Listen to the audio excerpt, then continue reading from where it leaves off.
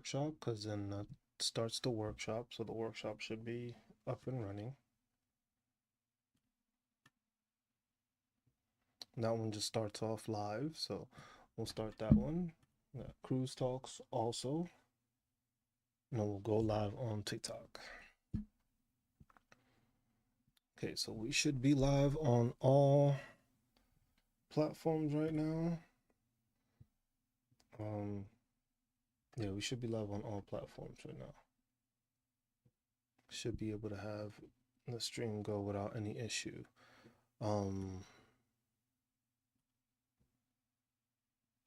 Yeah, that should be it.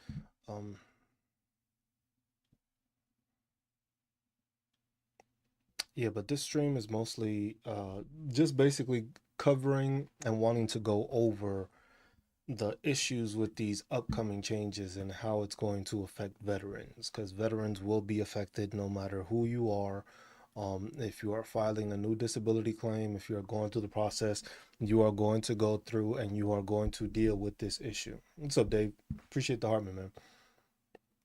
I was just like, there's no way out of this. Basically, this is something that is now in writing in the CFR, so there's not going to be any changes that happen that you will not know about. Most of the time there is some sort of announcement, and in the case when it comes to any changes that comes to the CFR, Code of Federal Regulations, is usually a message or something being stated saying, hey, this is what's going on, this is the activity, this is the problem that we're dealing with, this is what we've seen. That's usually how it will go. You have a CMP exam on Monday. What is your CMP exam for?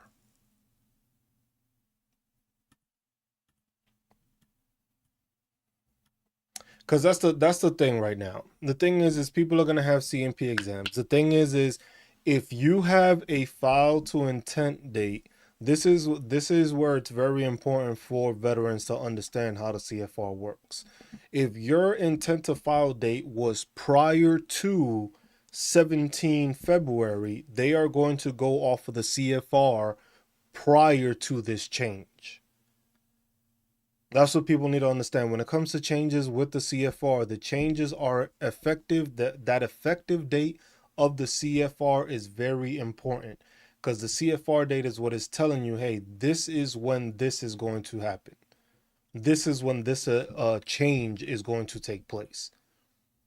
So if you're not doing that, if you're not paying attention to that, that's how you get yourself into issues where you may not find, you may fall under different criteria or something like that. You're not going to fall under different criteria due to the fact that you are basically, you filed, your intent to file date was prior to.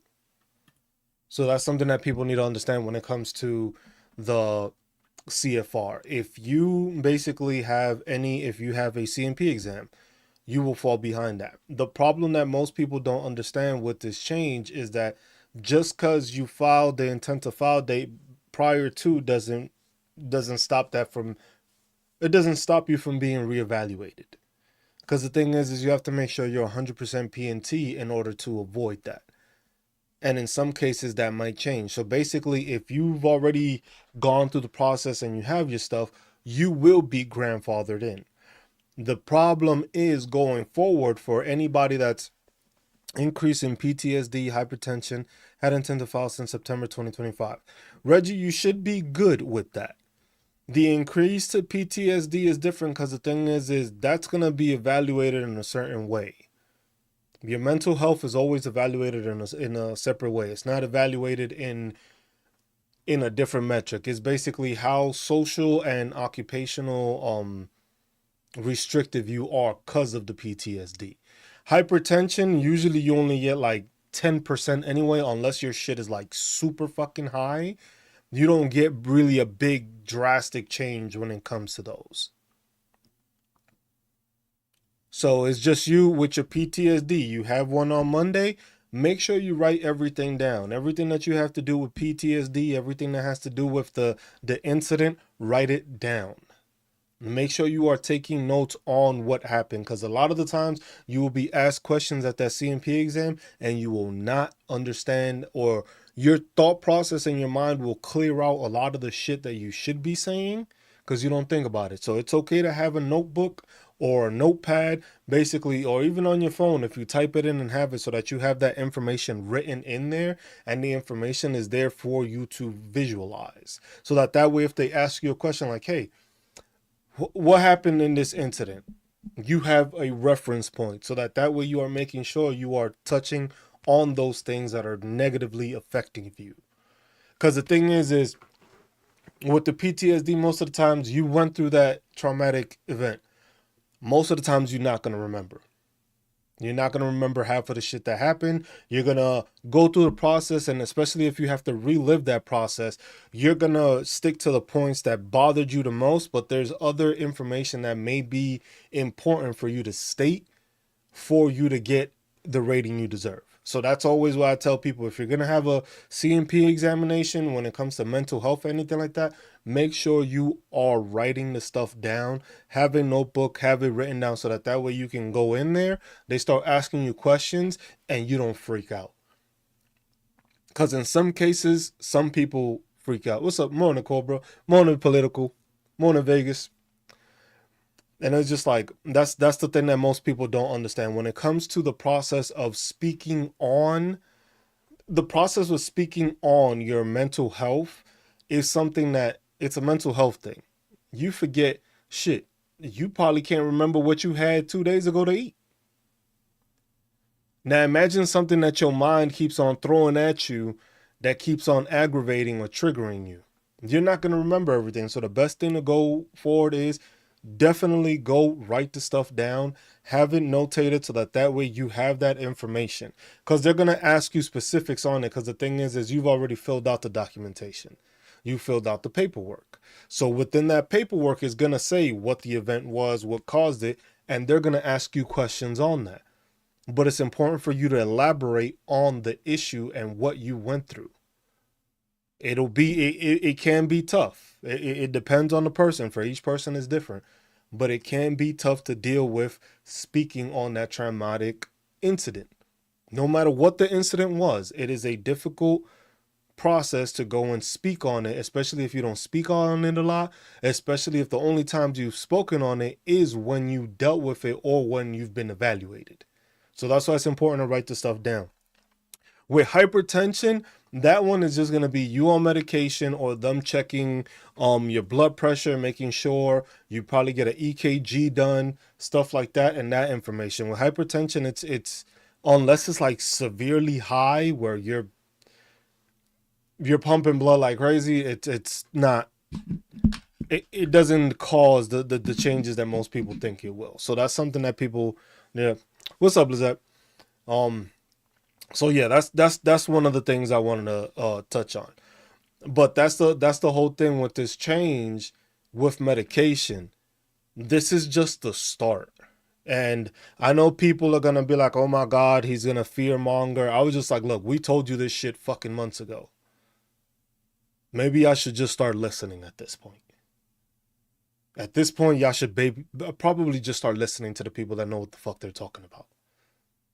Because clearly we've been saying this shit, and I've been saying this shit for fucking months. And it's just like, oh, he's fear-mongering, he's just talking shit. No. Basically, we said that they were going to come for benefits because it was in Project 2025.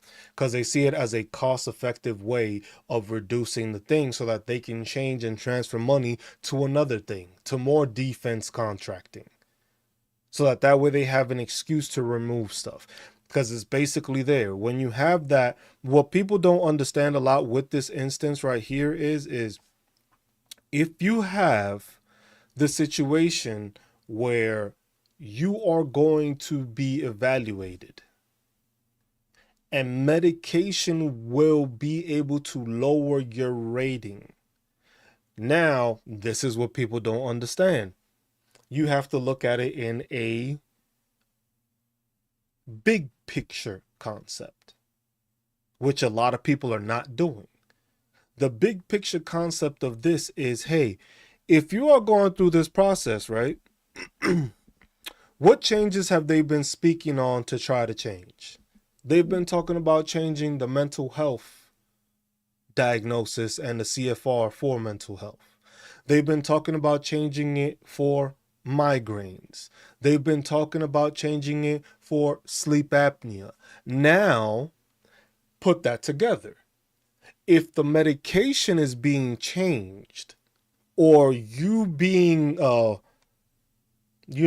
taken care of is being changed, put that together now. Now let's say you have sleep apnea, right? You got sleep apnea. So you deal with breathing, and you have issues that stop you from breathing in the middle of the night when you're sleeping, when you're trying to rest, when your body recuperates. If medication and procedures are going to lower your rate, then that means for sleep apnea, if you have a CPAP machine, they may try to lower your rating. Why? Because that is a medical device used to make your issue better. So now let's say you have a CPAP machine. Well, the CPAP machine is helping you sleep. You're not having problems sleeping. You're not having problems breathing now, are you? Well, that's a good reason to then push down and lower your rating, because you don't need that 50% anymore because you have the CPAP machine. Now you can get a 30% rating because the CPAP is helping you breathe. Same thing with mental health. How many people ain't on antidepressants, anti-anxiety medication, on all this stuff? Does it help you function? Does it take away that social impairment? Does it take away your occupational impairment when it comes to you working or you going out or being social? If your medication is doing that, then they can be able to say, hey, your anxiety and your depression is under better control because you're medicated for it. See how that starts trickling down? Because the thing is with this change, it's not the change that they're just going to leave it as, you know what, medication and stuff will be. No, that's not it. This will probably go to court, though, because there have been rulings prior to which established the fact that they can't make this change just willy-nilly. But that's the thing with this, with the changes with the VA. The administration trying to change the CFR and doing so without making mention of it. So that most people wouldn't understand that. Most people would not get this information unless content creators and veterans that pay attention to this stuff would be making these videos or making these mentions of it or talking about the situations where you would do it. That's the issue with it right now. Content creators are the ones that are supplying this information. You can go onto va.gov right now and there is no mention of this change. Even though it took into effect 2 days ago, 17 February 2026. There's no mention of it on any VA website. You can go to the CFR. You can go to the Code of Federal Regulations and you can look at the information through the Code of Federal Regulations. And all it tells you is that it's been updated. And then you can check the historical versions. So it tells you that it was updated on the 17th. And that's because that instance in the CFR was changed and updated. But there was no notification about that. There's no publication. There's no announcement. So basically, this is something that they were just trying to hope slip through the cracks, whereas most veterans would now try to go through and they would try to process the system and go through the system without it. Let me take us on in along. Well, Vegas, the thing is it's not about sounding the alarm, because I've been sounding the alarm for months. I've been saying this for months. I've been saying that they have done it and it's a process and the process is in there. But in order to change it, you need to start at thing, because that's what I tell people. It's a policy thing. It's in black and white. In order to make these changes, you have to change the black and white. In black and white, your medication and your fucking treatment had no bearing on your, excuse me, had no bearing on your rating. But now that's changed.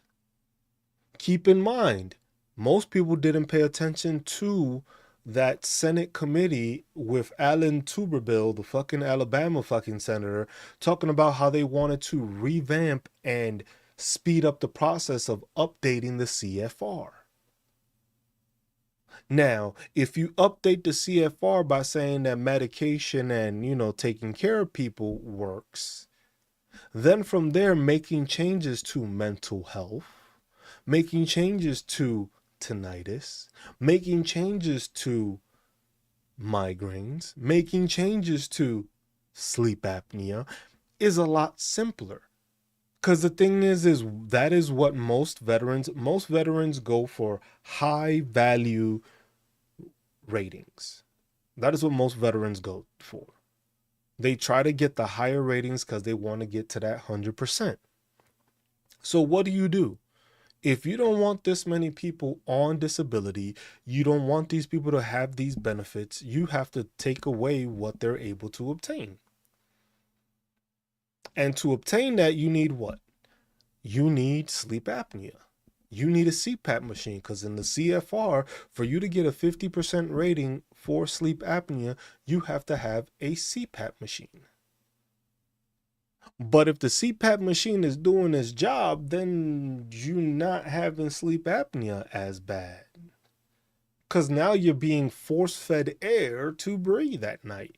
So you're not going to stop breathing because you always have air being pumped into you. See how that changes the CFR?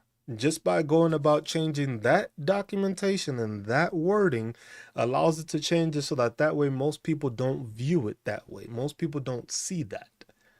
Because the thing is you're going to go and file. Most people are going to go and file now. And if anybody files an intent to file date after the 17th, they're going off of medication being included.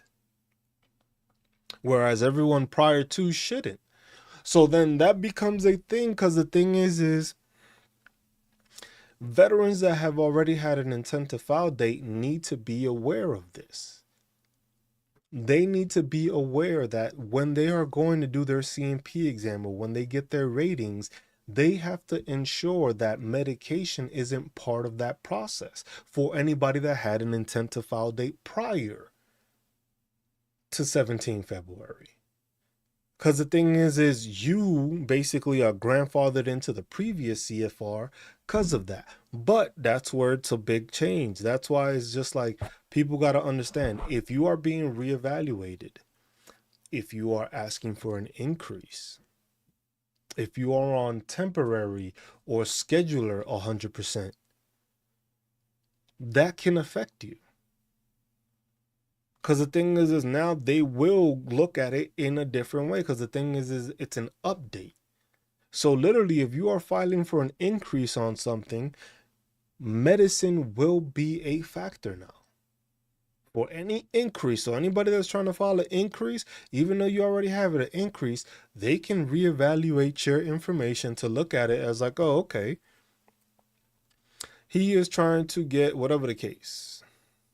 He's on medication for it. He's on treatment for it. It's helping him. So his rating is not going to be as high because his issue is no longer as high as it used to be because of the fact that he is being medicated for it. And that's the problem, and that starts a very slippery slope, because the thing is that's the whole purpose of people trying to instigate and gaslight you into thinking that, oh my God, they're gonna take your benefits. They're gonna do this. You need to file now. A lot of people were doing that because they wanted people to use their system for filing claims. They wanted you to go through them because they make money off of that. Remember, the mental health, the sleep apnea, and the tinnitus has been spoken about for the past 3 years. Going on, well, no, it's 4 years now. since they first mentioned they were going to make changes to it. And that date just kept on getting pushed further and further and further and further and further and further. And we still haven't had those changes. But now, with the fact that medication is in there, watch those changes just happen to come out probably by the end of the year. You'll have those changes in writing and they will have an effective date. Because then from there, going forward, anybody that files will now file with medication. If you have any sort of medical device assisting you, it will most likely lower your rating because you are being assisted through it. Now, depending on how bad the issue is. But this is also, people got to keep in mind, for some issues, this is going to be a major factor. For some issues, it is not. So it's not everything that is going to be affected by this. Those major, I can assure you, those major claims will be the ones that get affected the most. Those will definitely get affected the most. But all these other things may not be as severe, because the thing is like the case of degenerative disc disease. Medication doesn't help that. Chiropractors don't help that. You don't have tissue. Your cartilage has ran out. You have less cartilage. That's going to be the instance on there. That's going to happen. You're going to have less cartilage there. You're not going to be able to, you know what I'm saying? It's not going to regrow back with medication and therapy. So that's not going to change. But the instances where you are getting medicated for something, that does cause a change when it comes to mental health. Mental health is a big thing where medication is always pushed. Mental health is one of the biggest things that most veterans deal with, either PTSD, anxiety, OCD, what's the disorder, adjustment disorder. Those are the major ones that most people deal with. That's where a lot of veterans get a lot of their percentage from. Because most veterans with PTSD get 50, 70, 100%. And it's because you don't have the occupational, like how it explains it in the CFR. Let me pull up the CFR real quick so I can have it in front of me. And that's the thing. That's one of the major things that most people don't realize. So that's a major thing that happens that most people don't speak on. The CFR is one of the largest things and the basis for how your evaluations happen. Most people don't pay attention to that. Most people don't know about the CFR. But those changes are basically the major changes that can affect you going forward. And the thing, the other basis of it is, because look, if you go to mental health, right now, for mental health, you only have the 0, 10, 30, 50, 70, and 100. And it goes off of, to get 100% on mental health, it reads total occupational and social impairment. Total occupational and social impairment. If you are being medicated for that, how can you say you are totally occupational and socially impaired?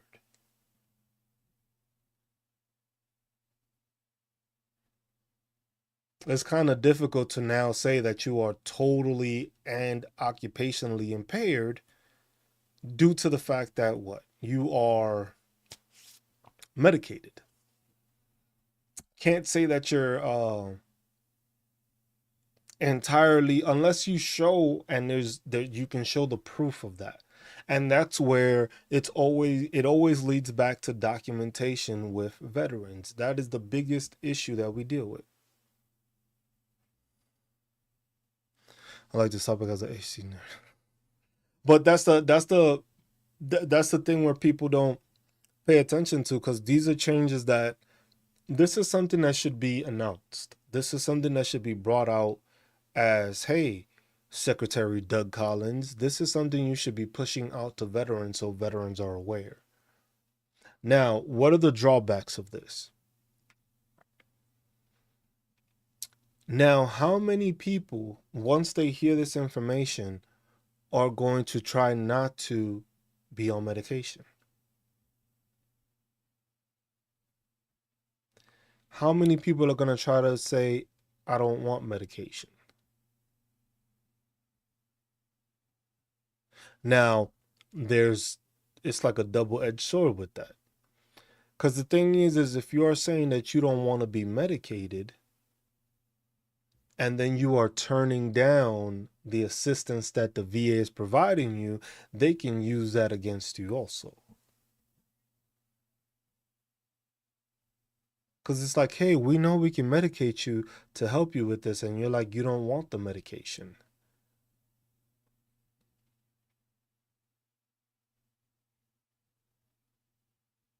So it's either you're not going to be medicated or you're telling the VA you don't want medication.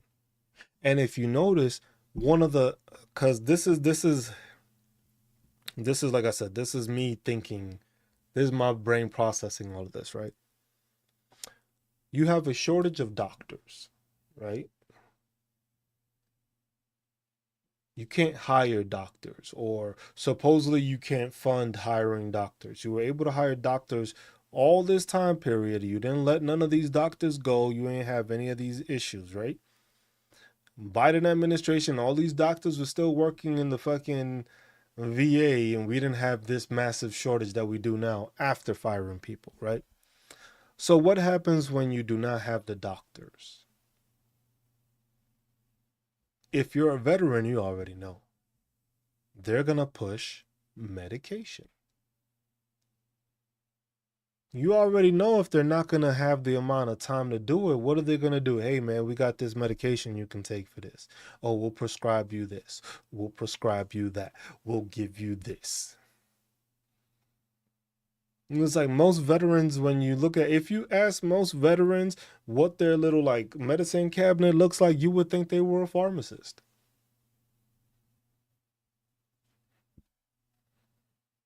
They got a medication here, medication there. Oh, yeah, I got a medication for this. I got a medication for that. I got a medication for that too. Oh, I'm taking this. I was like, what are you taking? Oh, I'm taking that. That's usually what it is. They've ingrained that into service members while you were serving. Because what did it do? Take a knee, take a Motrin, and drink water. That's not new for us.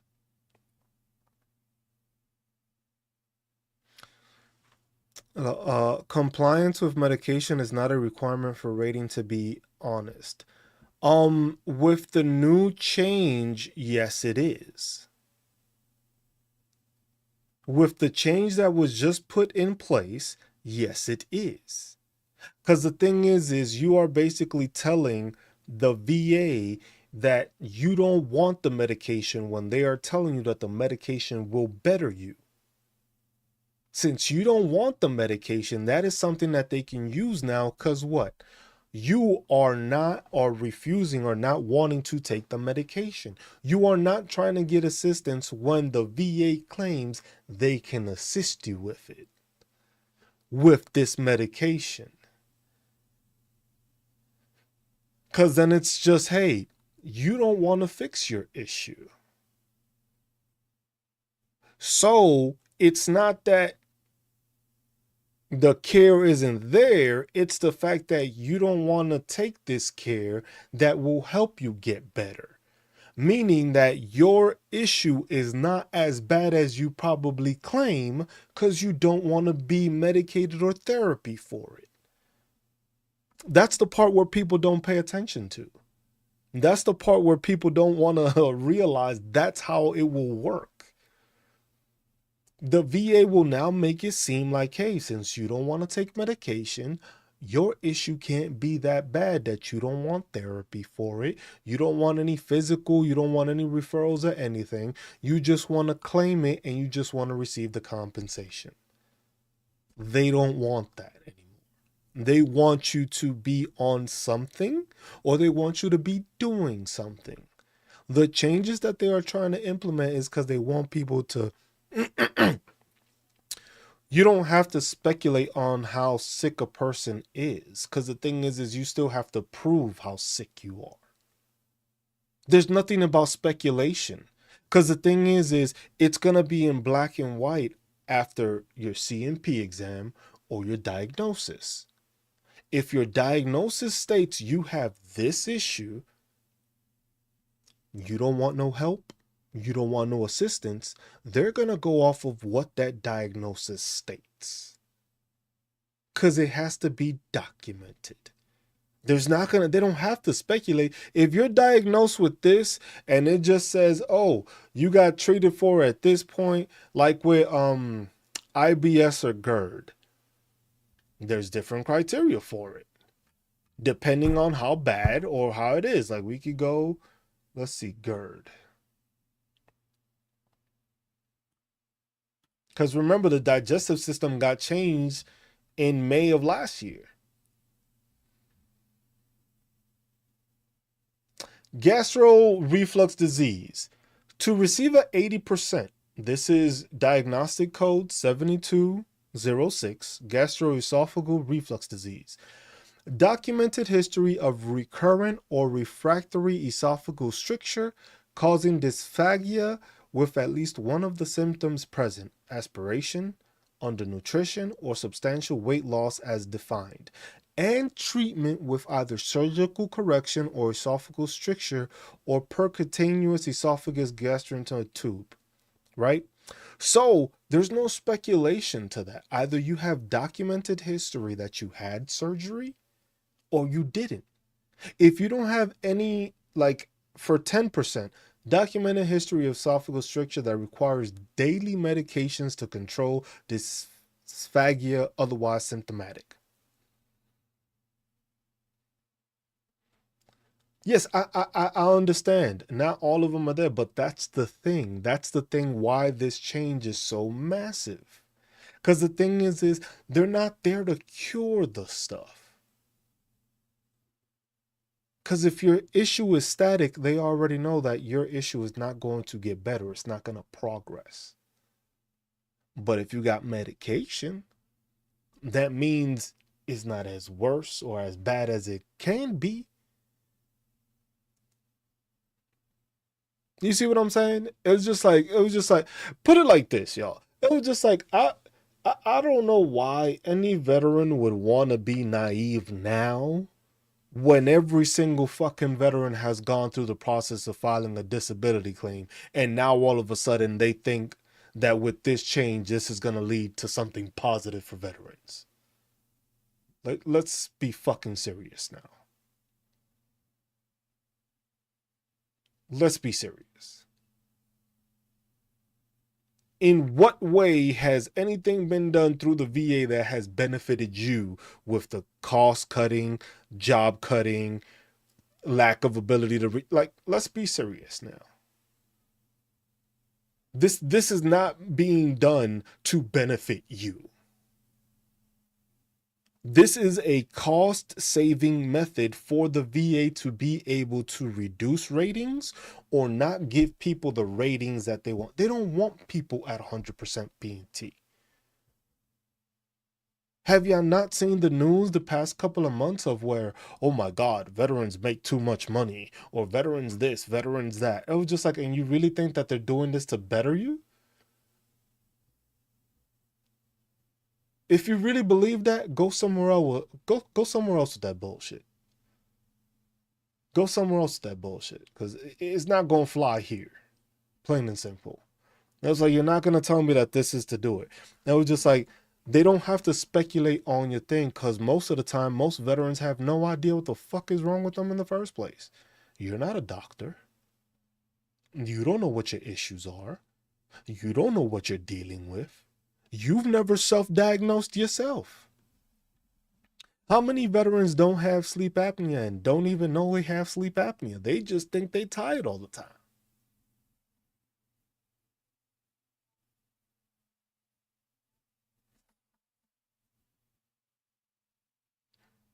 It was like, imagine this being a cost.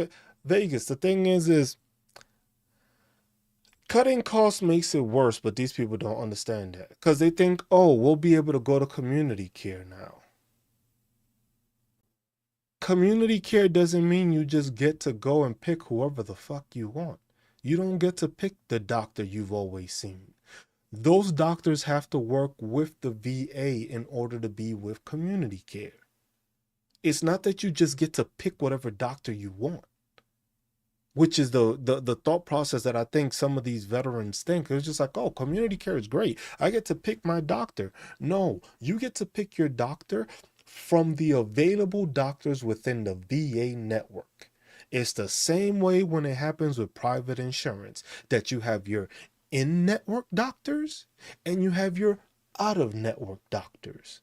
If you have an out-of-network doctor, you're going to pay more. If you have an in-network doctor, your insurance covers it. It's the same way with the VA. If they are working with the VA, that is an in-network VA doctor. You can go to this doctor. You can't go to that one. We don't work with that guy. He may be the best one in town.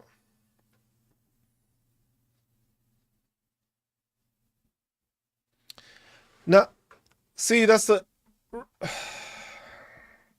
me see. Can I highlight this? I can't highlight. I don't have the ability on this one. I was like, the statement is not one single DBQs include a section for the examiner to report unmedicated symptoms versus medicated symptoms. The DBQ has always and continues even after these changes to reports only CMP systems. And that's the thing where you're trying to think that changes are not forthcoming for these things.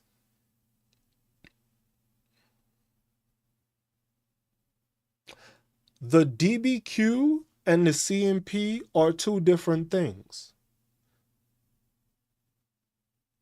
Two different things. Because the DBQ will show you the information, you will fill it out, you will put what symptoms you have, and your medical provider will do that. Every single DBQ is not filled out by a CMP examiner. Most of those are by private doctors or separate doctors. The CMP examiner is not going through and writing your DBQ. But within that, within the DBQ, your medical provider will state what process and what has been done to try to alleviate the situation.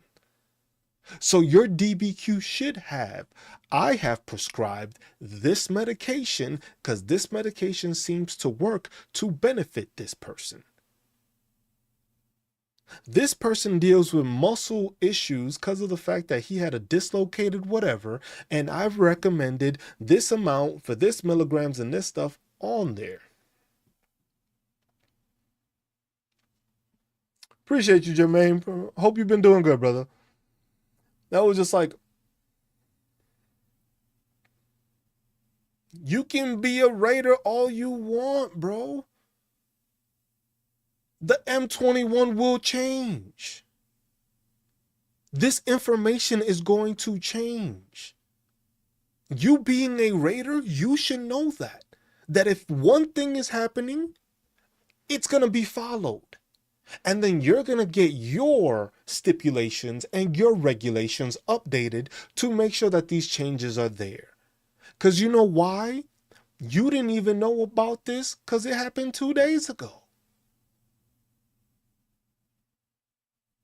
The same way there's turmoil in between the changes that happen, it happens.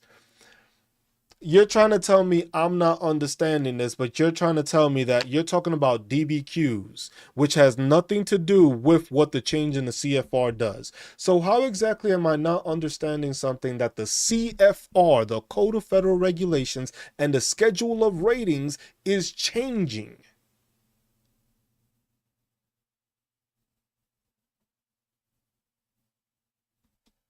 You did a video on this. You could do a video on it. Go ahead. You already acting naive. I don't have to look you up. You already acting naive like this is going to be a positive outcome for veterans. Because compliance with medication. If that was the case, then why would they change the CFR? If that wasn't going to be a factor, why would they change the CFR? There would be no need to change the regulation. No need to change the regulation if you already know that the regulation is there and what the regulation states. Because like I said, if I'm guessing since you know this, you also saw the hearing with the Senate. Yeah, bro, I'm not going to waste my time with you because you're one of those people that's probably telling veterans that it's not. The change doesn't change anything. Imagine saying that medication is now going to be incorporated into your thing and then you're going to say it doesn't change anything.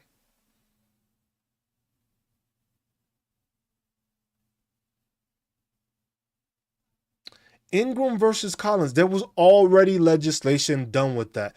Have you noticed how this administration doesn't listen to fucking regulations and laws?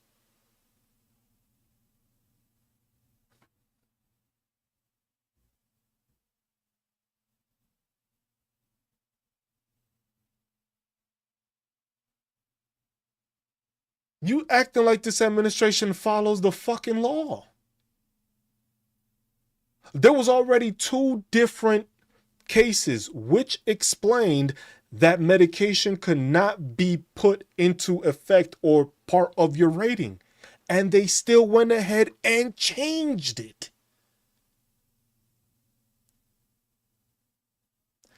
Two different court cases validating and stating that medication would not be in there. I can't remember them off the top of my head, but there was two different cases that stabilized the fact that medication would not be counted. But then somehow you sneak it in into the CFR that medication will count. So please don't tell me about the status quo and it doesn't change anything. Because clearly it does change something.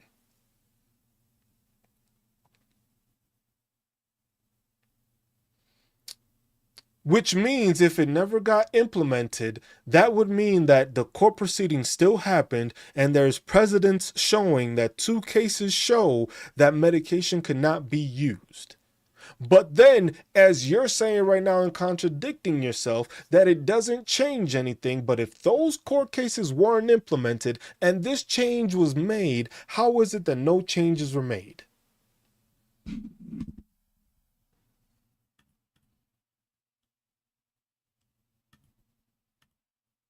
Like, how you talking yourself into a circle?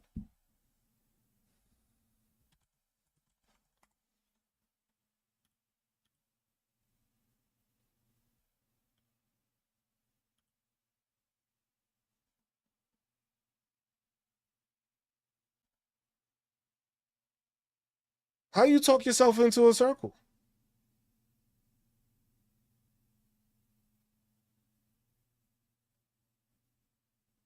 Because it's to basically speak on that. And where's the documentation stating that that got actually implemented? It reversed the musculoskeletal back to the pre-Ingram versus Collins. So what you're saying is it is a change. Because now the change is going to affect veterans going forward. You cannot state to veterans that there's no change, that nothing changes, but if somebody files now, it'll be looked at differently.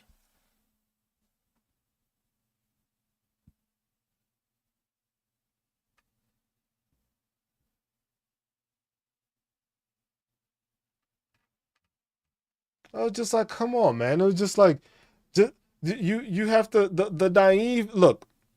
The same people that said there was not going to be any changes and nothing like that are the same ones right now that are just like, oh my God, I didn't see this coming. It's the same people, the same ones. These changes will affect veterans. You want to be naive about it? You want to tell your followers, you want to tell veterans it's not going to do it? You're the one that's going to be screwing over veterans. Because all this leads to is basically making sure that you have the documentation to prove your information, to prove your diagnosis. You can have a DBQ. Appreciate you, Jay. And I was like, you can have a DBQ. That still doesn't change the fact. Because in that DBQ, you're going to have some medicinal stuff. You're going to have what the person is doing. You're going to have how they are being taken care of. What DBQ doesn't have that? If you're filling out a DBQ and it doesn't have that pertinent information, you are not providing a good, well-rounded DBQ to explain what that service member went through. Because the DBQ has to have that information. You diagnosed them with this. Why? What caused it? What's causing it? How have you been looking into it? Because the thing is if you're diagnosing somebody with something and then you're not trying to perform any treatment, that seems like a pretty fishy ass diagnosis that you've never treated the person for it. So then the person was never being treated for the issue.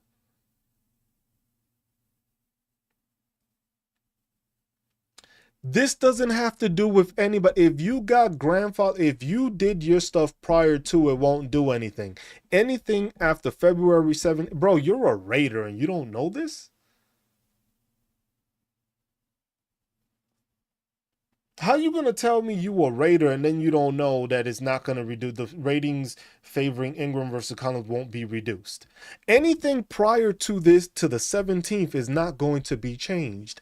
Anything going forward will be changed. It was just like, nah, this dude is he's on the thing and he's like, he's a raider. And it was just like, what? How you gonna state you a raider and say it doesn't change anything moving forward?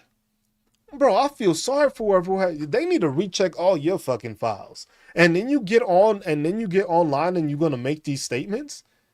So I could only imagine the amount of veterans you've told that this is not gonna make any change, and people are gonna think it's not gonna have any change on them. You gotta be bro, it's funny. And then the thing is I saw your page and I've looked you up. Is that you're not going to make me understand it, because the thing is right now you want to be naive. This is the same thing. And I bet, let me guess, you voted for Trump also. You a MAGA veteran, right? I could only assume that. Because you want to play the whole naive. It's not going to change anything. It's not going to do anything for us. I already know. See, look, he won't even answer the thing. And it was like, you can flex. That's cool. Nah, you already understand the fact that you a MAGA veteran that has been the same one that has been pushing the same rhetoric, talking about no changes was going to be made. Everything is going to be great for veterans. Republicans take care of veterans. And then everything that has been done has been deteriorating the VA as we continue to go.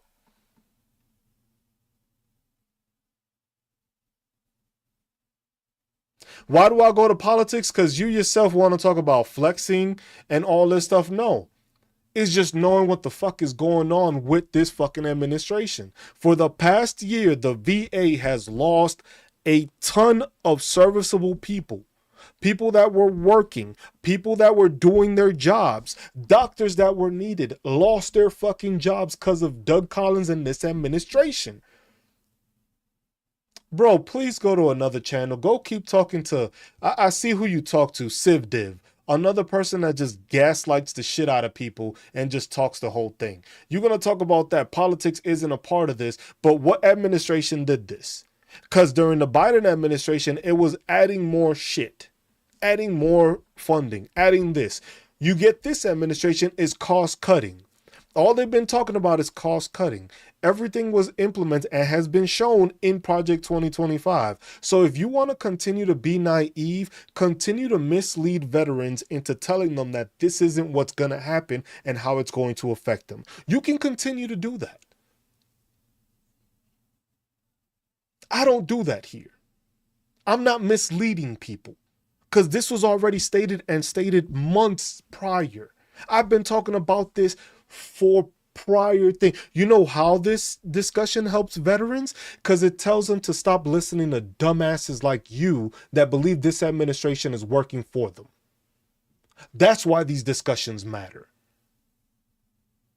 Because for y'all, nothing matters till it affects you. Then all of a sudden, it's like, oh my God, what's going on? No, I am making sure veterans understand this so that they are prepared going forward. I am not going to bullshit them as a fucking raider and tell them that, oh, this is not going to change anything. Why? Because your bottom dollar is going to change? Because why? You probably have a service that you probably tell veterans that you can help them with. So you're going to have less people going to you because you're full of shit. Sorry, I don't do that here. If you really want to help veterans, you got to be straightforward with them. Talking this nonsense is crazy.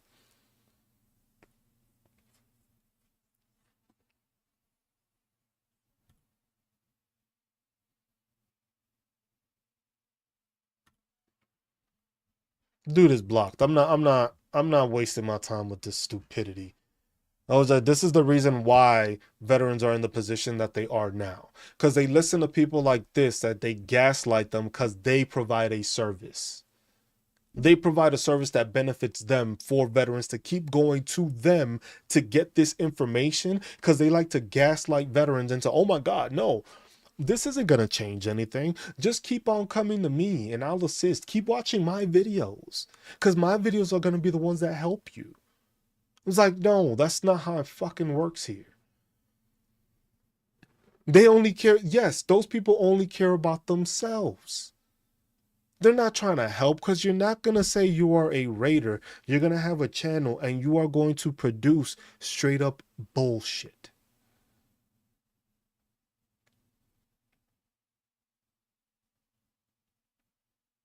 Because at the end of the day, he's not making anything off of this. It's the veterans being affected. It's the veterans not receiving what they should be receiving. At the end of the day, this is something that has been through Project 2025, how they were trying to make it a cost-cutting figure. Now, explain this to me. There are currently about 19 million veterans in the world alive. 19 million U.S. American veterans. Only it's gone up because of the PACT Act. It's about 8 million veterans currently, 8 million veterans that are actually using and receiving some sort of compensation. I believe out of those 8 million, I think it's only 3 million that are actually rated at 100% P&T. So you mean to tell me there's 16 million veterans that are not rated 100% P&T? You mean to tell me that there's almost half of the veterans we have, a bit more than half, that don't even receive any kind of compensation? They don't even use the VA health care. So you mean to tell me out of all those people that this won't affect people? Oh, let's not forget, we still have active duty. We still have active duty service members right now. When they go to file, medication will be taken into account.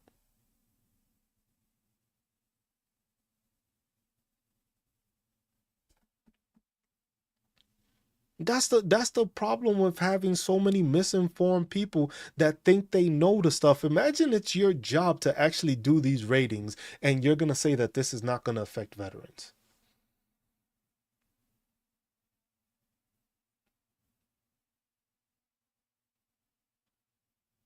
Like I said, remember in December, if you go back, you can go watch that hearing where they tried to make it seem that they wanted to make it an incentive thing for compensation, where it's if you get better, you get compensated. Not if you're hurt. But most of these raters, most of these people don't watch the full thing. They just watch the snippets that could get them those live streams and that visualization and people watching. And it's like, no, they spoke about fixing and changing the CFR. That is what people get their ratings off of. If you make a change like that where medication is enabled into the rating, that's there. Because the thing is I like the guy was just he's a rater, but then the thing is as a rater you should be looking and inquiring into this because it's your job. Because then that means anybody you rate after that filed after February 2017, 2026, February 17th, 2026, anything that you rate or anything that you see after that will be affected.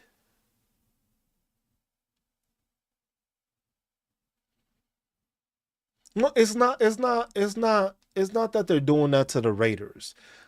The thing is that the Raiders haven't even been notified of this change. But the thing is the Raider has nothing to do with it. Because the thing is this goes off of the CMP examination.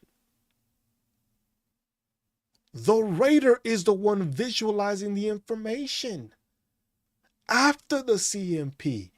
So this doesn't affect what he does. He's still looking at the documentation to see what is there. The CMP examiner is the one that's fucking evaluating you. The CMP examiner is the one that's asking you the questions. No rater ever spoke to any fucking veteran and said, hey man, how's that medication working for you? Please give me an example of a rater talking to the veteran. You are going through the CMP exam.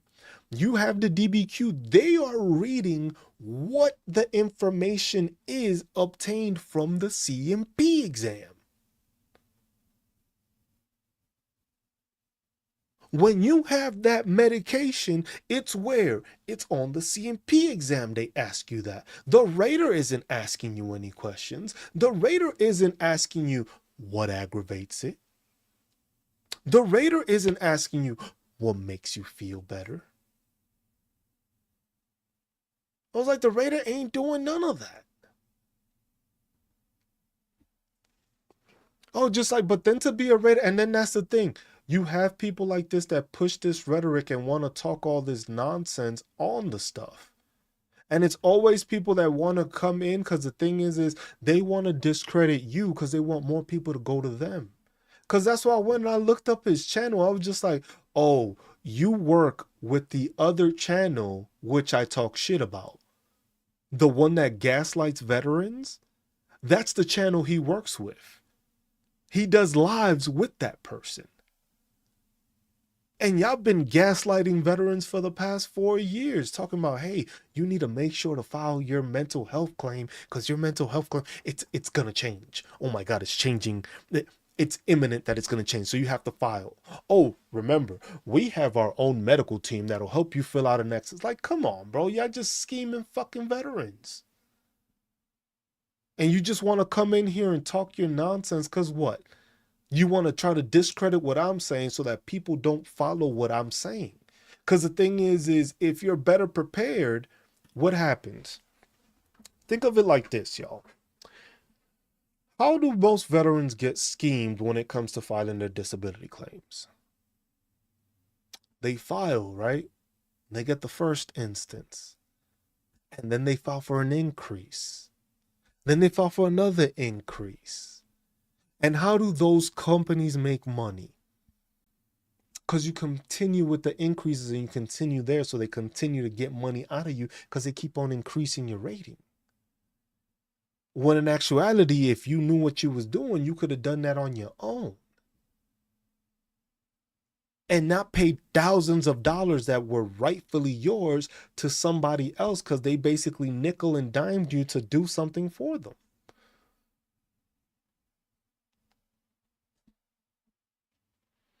Most veterans are not prepared. Most veterans don't know what the information is. Most veterans don't know what the CFR is. Why is it that when you go to these channels, they can tell you the massive change that happens, but they never explain to you what the CFR is?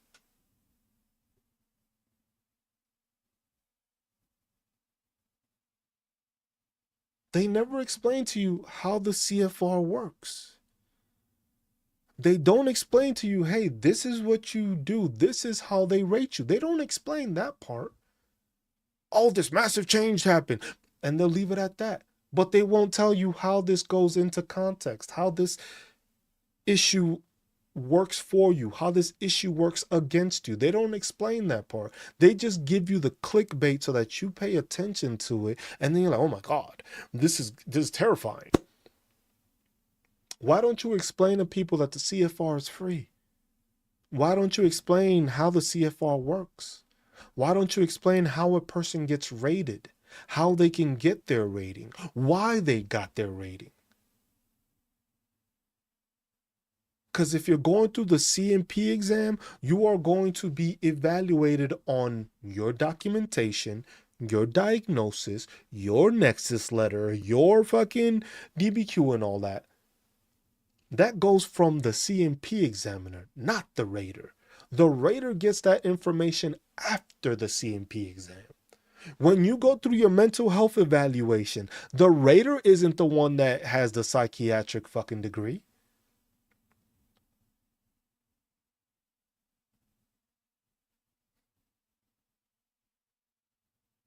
If you are getting medicated for depression, anxiety, and stuff like that, the documentation has to show within there why that is. It was just like, I put them on this medication. This medication has shown improvement. This medication didn't work and it deteriorated his mental health. He was on this medication and this medication made him have more suicidal ideations. That's important. That has to be put into the process. That has to be stated. Because then from there, that rater sees that, but now that rater has to take into account the fact that the medication may be working for him. So like I said, if you are totally and socially impaired, like it is for mental health, to get that 100%, but the medication is letting you not be totally and socially impaired, you're not going to get 100%. It's not rocket science. This is how these people visualize it, and this is how these people go through the process. Whereas before, they didn't care what it was. But the change was that now this affects you that, hey, medication may make you better, but you can file it as a secondary issue because of the side effects of the medication. So the medication is working to subside this issue, but the side effects are causing you something else which you can claim. You see the difference there? Whereas before, you got whatever you got with medication, and then you got what you did as a side effect. So literally, if you had the illness, the injury, whatever it was, and you were on medication, they didn't count that. They didn't count the medication as part of it. They counted it as like, yo, this is something that he's taking because of the issue he's dealing with. Oh, it causes drowsiness. It causes this. It causes irritable bowel syndrome. It causes the whatever the case may be. That would be a secondary, and you would add that on top. Now it's, hey, you on medication, you on medication. We'll leave it as you're on medication. Well, the DBQ says that you are on 20 milligrams of this, and with these 20 milligrams, your symptoms have improved. Meaning, if the medication is working and improving, then when you look at the CFR and you look into that rating schedule, now you fall under a different criteria because, hey, You take medication for it, but the social and the impairment that it causes is no longer as high as it is with the medication. See what I'm saying? That's the part where people want to be naive and say this is not going to make a change. I was like, now you are going to be evaluated and you're going to be looked at in that way. Yes, you are taking this medication. Cool. I like the fact that you're taking medication. Is the medication working? Oh no, the medication isn't working. Okay, now I can factor that in because it's just like, hey, this person is being medicated and they're going through the processes of getting better and it's still not working. Meaning, I'm going to give you that rating that you were gotten without the thing because of the fact that the medication isn't working.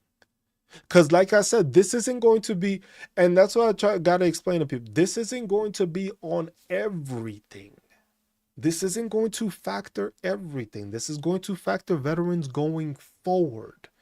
But it's also going to factor certain things. Because the thing is if medication is going to be there, you got to find the wording. You got to find the wording of what it says because that's important. The specifications of what your documentation says is always important. That's what I always tell people. Documentation is the most important factor in all of this. It doesn't matter what you believe, what you read. Your documentation is what they are using. Your information stating that you are doing this, your information that you are going through this process, you are going through therapy, you are going through physical therapy, you are going through counseling. That is a way of trying for you to get better. But at the same time, if those things ain't working, well, they're going to try to find an alternative. Because the whole point is to get you better. It is not to, they don't want to keep you sick. If you're 100% PNT, you're 100% PNT. But like I said, it's only like 2 million, I think like what, 2 million, 3 million out of 19 million veterans that are 100% PNT. The way it's explained to veterans and the way that everybody talks about it, you would think that fucking veterans, every single veteran is 100% PNT the way they talk about it. Now, would that be expensive? Yeah, 19 million getting paid $4,000. That is pricey. But when it's only 3 million out of those 19 million and only 8 million actually get compensated or use the VA, you can't tell me you're trying to save costs when there's not that many people using it. There's 19 million. That means there's 11 million veterans that have never gone to the VA, never filed a disability claim, or maybe they did and they got denied and they just left it alone. But that means 11 million veterans are not getting any sort of care. And if you have 11 million veterans that are not getting any sort of care, that means that you should be able to distribute the rest of it to those that are using it. Because remember, out of those 8 million that are using those benefits, which is basically the VA, all those veterans don't use the same resources. All those veterans do not use the same resources. I have back issues. You can have back issues. We don't go to the same VA.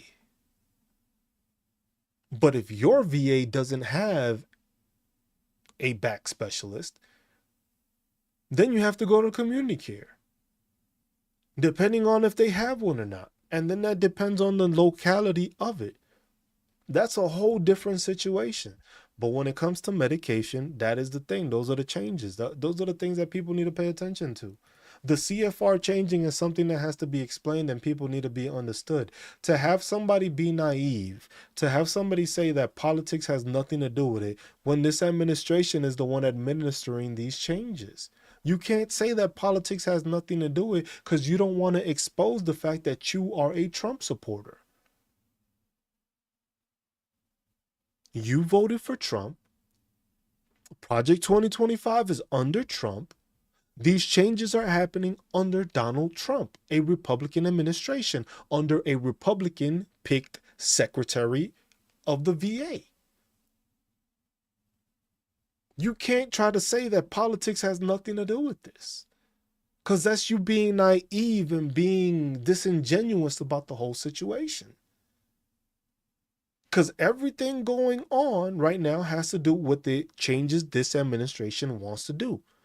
Cost cutting savings. You fire a lot of people. You were already short staffed. Now you're even more short staffed. And like I said, with the military, what happened when you were in service and you actually decided to go to sick call? Here's some medication, drink some water, you'll be all right. Here's a 2-week profile, you'll be good to go. If you even went to sick call. And that's the thing, most of these people don't pay attention to these hearings, because if you look at the hearings, this is why it's important that when they have those Senate Veteran Affairs committees, those House Veteran Affairs committees, that people watch them. Those interviews that they have with Secretary Collins, that information that is produced, that is important, because the thing is it shows the way ahead for veterans and it shows what's lacking. The previous year, before Doug Collins took over, the whole outlook of what the VA planned when it came to budget, information, pilot programs to hire, staffing, and all that stuff, it was like 100-something plus pages. Doug Collins had that same hearing, I think it was like 2 weeks ago, and he had a 10-page fucking document. Nothing in detail, no definitive plans, no actual structure as to what they were planning with the VA. They know about cost cutting. They want to talk about helping VA healthcare. How are you helping the VA healthcare if you don't have the doctors to actually do the job that the VA healthcare provides? How are you fixing healthcare? You want to contract it out. Contracting it out is going to cost more money. And that also doesn't mean that they have to give you the better service. They're already in contract with the VA. If you work at the VA, you can evaluate them and state, hey, this doctor is trash. This therapist or this CMP examiner that did my mental health examination did a terrible job. He disregarded what I said. He disregarded my statements. He didn't acknowledge the statements I made. That can be held accountable. You say that to a contractor, all that's going to happen is till that contract ends, that person is still going to be there, still going to be receiving people, and still doing it. Like that raider that we had earlier, supposed raider. You're trying to influence people to tell them a change is not going to happen that is going to affect them when you know it will. These are things that veterans need to talk on, and veterans need to have that explained to them, because most people do not want to most people don't want to tell veterans the hard, straight up truth. I don't give a shit. I don't do this for the fucking money. I don't do this for the fucking views. I don't do this for monetary fucking value. I'm a fucking veteran. I went through the fucking process of not knowing how to file my disability claim. I had to learn myself how to do it. I saw other channels that helped me. Shout out to Combat Craig, even though he passed. Shout out to him, because he taught me a lot. But the thing was because he explained the stuff to me. He wanted to make sure I knew what I was doing. I knew what I was reading. I knew why I was filing and how I was filing for it. Not trying to gaslight you into, oh, this is what's going on. Or just like, oh my God, this is going to happen. Oh my God, I have my own service. Oh my God. It was just like, no, you got to be straight up with fucking veterans. It was just like, the same way when you were serving, you would rather have somebody that be straight up blunt with you than bullshit and sugarcoat the shit out of shit. Because you knew if that person was bullshitting and sugarcoating shit, you knew they were full of shit. And that was not somebody that you wanted to fucking follow behind. That was not one person you wanted to serve alongside with. Plain and simple. That's as straightforward and as easy as it can be fucking stated. The real honest people were the people that you wanted to serve with, because they would tell you straight up, hey bro, you fucking up. Or hey bro, Good job. Hey, bro, you could have done this way. And that's the thing that most people don't want to understand. It was just like, if you are gaslighting and lying to people this whole time, that's not somebody you should be listening to advice when it comes to veteran affairs. If you want to be naive about the political spectrum when you're not, while you're in service is different. We can't say how we feel about the commander in chief, whether we like him or not. But outside, you have the ability to do so. And if you can't judge a person, that means you was a piece of shit soldier. And if you were a leader, it's even worse, because then that means you didn't really counsel people in a way to actually mentor them and make them better. Because you didn't have the balls to say the fucking truth. Plain and simple. And here you have to be honest with veterans, because too many veterans are going through the process right now where they don't know how to file their disability claims. Not because they don't know. Some people have never been told. You don't know what you don't know. But at the same time, you going through this process, having an understanding of it, puts you ahead of the curve. Allows you to not be a part of that backlog. Allows you to file and not get denied. Because you know the proper procedure. You know and understand what's going forward. I'm not saying to fucking lie, because if you lie, that's on you being caught. But going through the proper procedure of going through the CFR and understanding how this affects you is the biggest basis.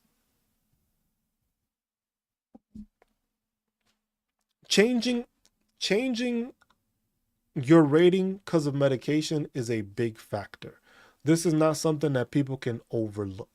Because if you are going forward, this is going to take into effect. And you got to remember, the VA can reevaluate you. So that's the thing that people don't want to pay attention to, and that's what these people don't want you to know.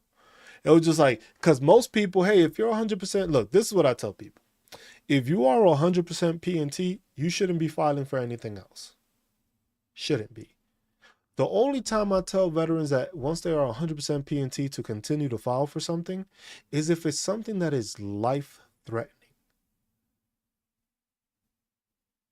If it is a life-threatening issue, that is the only reason I tell you, if you're 100% P&T, to file another claim.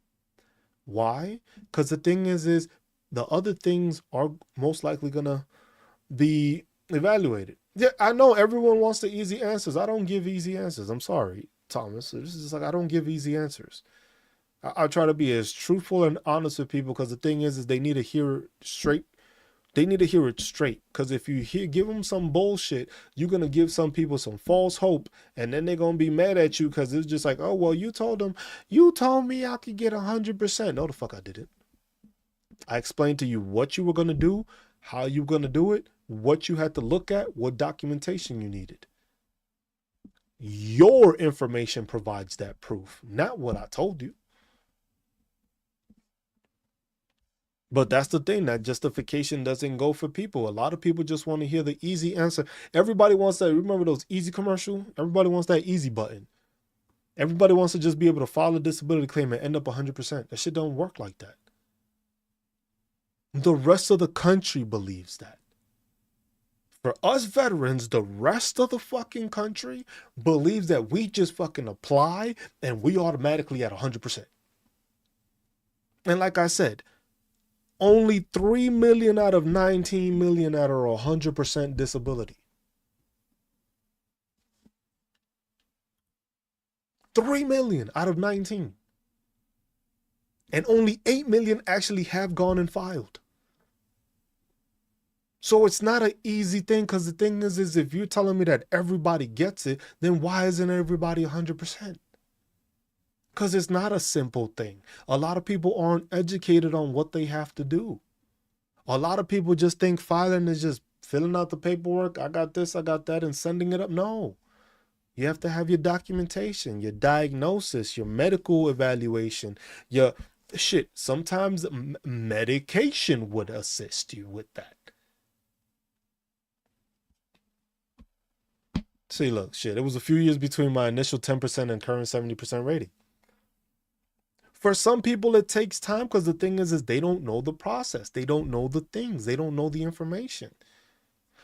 How many people look? I could tell people, hey, check the schedule for rating disabilities, and most people will look at me crazy.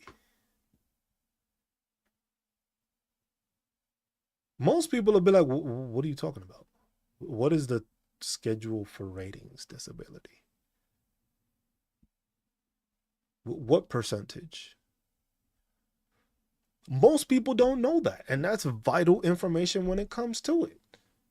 Because that's an easy way of you justifying and knowing where you can be at.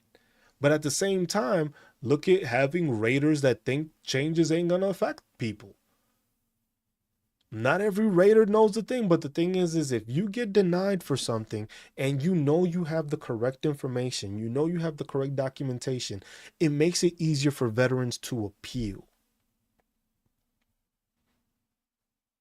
Most of the time, veterans don't appeal because, hey, we used to taking that L and keep it moving. Hey man, I want to put in leave for this day's. Nah, we got a field trip. Well, fuck it. There goes me going on leave. And what you do? You went to the field. Then you try to put leave in afterwards. You just took that loss and it was just like, you know what? I got denied. Fuck it. You know what? I ain't even gonna ask again. And that's what a lot of people do with their fucking disability claims. A lot of people will get denied and don't understand, like, hey, just because you got denied doesn't mean that you were in the wrong or you don't have it. That can mean that somebody on the other side fucked up. Remember that fucking raider that had, I think it was like 8,000 plus fucking um ratings that he just approved. Like I said, all heroes don't wear capes, but that dude just approved them all.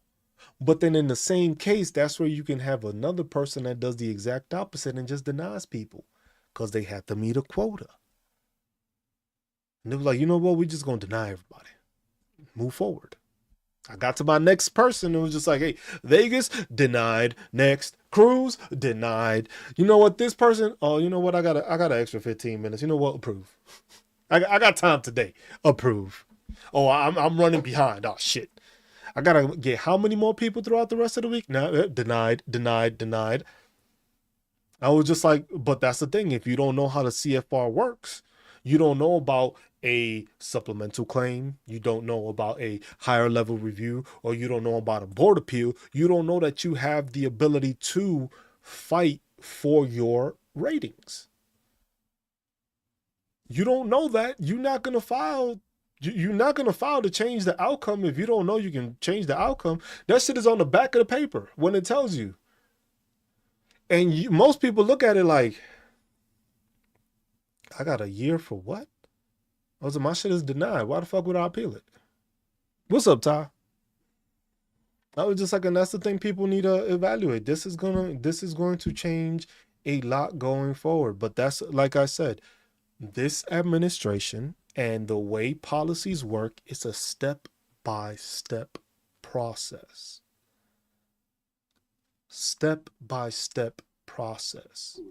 You can't just change the metric just by changing the metric. You have to have the ability to change the metric going forward. What's up, Des? Give me a second, y'all. I need to go use the restroom real quick.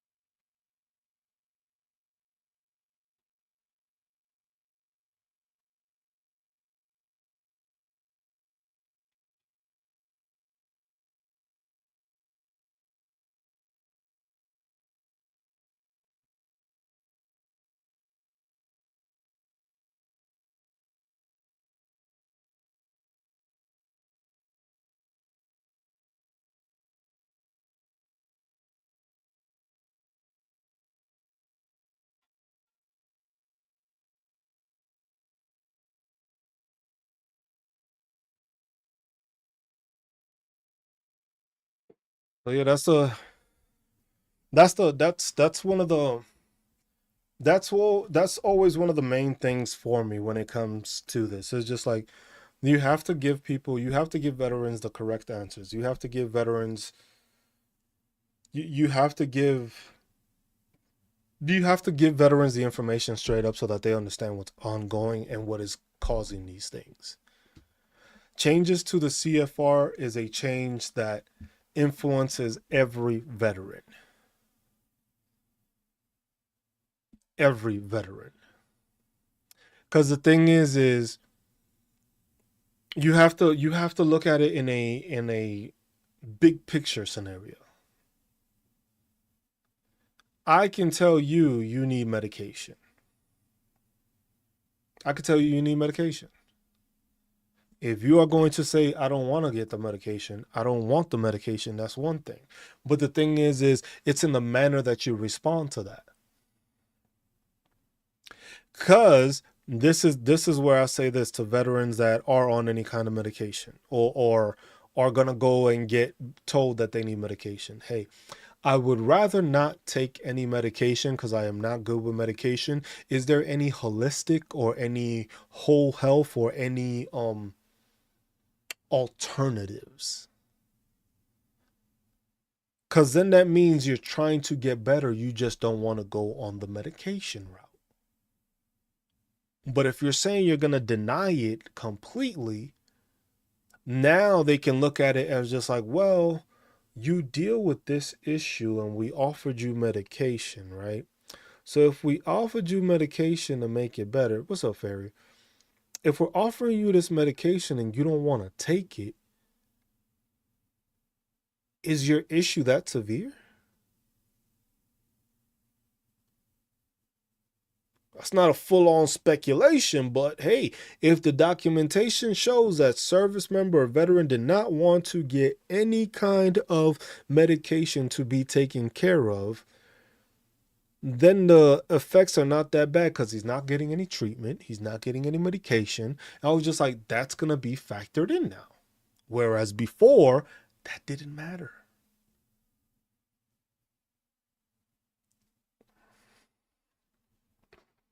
I was just like, and that's where a lot of people have, and it was just like, if y'all have questions, please feel free to ask them. This is something that is there's no wrong question here because the thing is for most people they don't know this, but a lot of people are not being told the answer straight up. A lot of people are being gaslit into believing that this isn't going to be a major change for veterans. It's going to be a major change for veterans regardless of who wants to act like it will be or will not. This will be a change for all veterans. And like I said, this is something that it is a policy. It is a policy and a regulation being changed. Once one step is taken, then other steps follow. You can see how that has been worked in with this administration. That's why I'm not saying it's far fetched or I'm gaslighting or whatever the case. It's basically a step by step process. Because if you hear the hearings and you hear what the administration and the experts that they have, it's usually some person that's disregarding people's disabilities. It's always some specialist or some expert that's done works on it. It's just like, oh well, a lot of veterans take advantage of this, a lot of veterans commit fraud on this, and it was just like, damn, for a lot of veterans to commit fraud that only 3 million of them are at 100% PNT, the fraud rate ain't that good, is it? The fact that only 8 million out of the 19 million actually use the VA and receive compensation, that means that the fraud isn't that high. For people that have never served in the military or for people that have never actually filed a disability claim, it's amazing how much they know, isn't it? It's amazing how easy it is for veterans to get benefits, isn't it? How easily they explain that to us. It's just like, oh, well, veterans they get paid too much. I was just like, not even all veterans get paid. Most veterans ain't getting even paid adequately, let alone they get paid too much. How many veterans don't have disability claims that should have been processed and should have been approved, but got denied? And that veteran just took it as like, yo, bro, I got 60%, bro. I'm good. I'm not even gonna I'm not even gonna chance it. I got this 60% and I'm gonna leave it at 60%. Which is like, look, this little bit of change in my pocket. Hey, I'll take it. I ain't fighting this shit. I got 60%. They denied this shit, even though my paperwork is there. I had the incident on, and they still denied. You know what? I'm leaving. I'm leaving. Now tell me how many veterans don't do that. That shit happens all the time. So it's about being honest with people.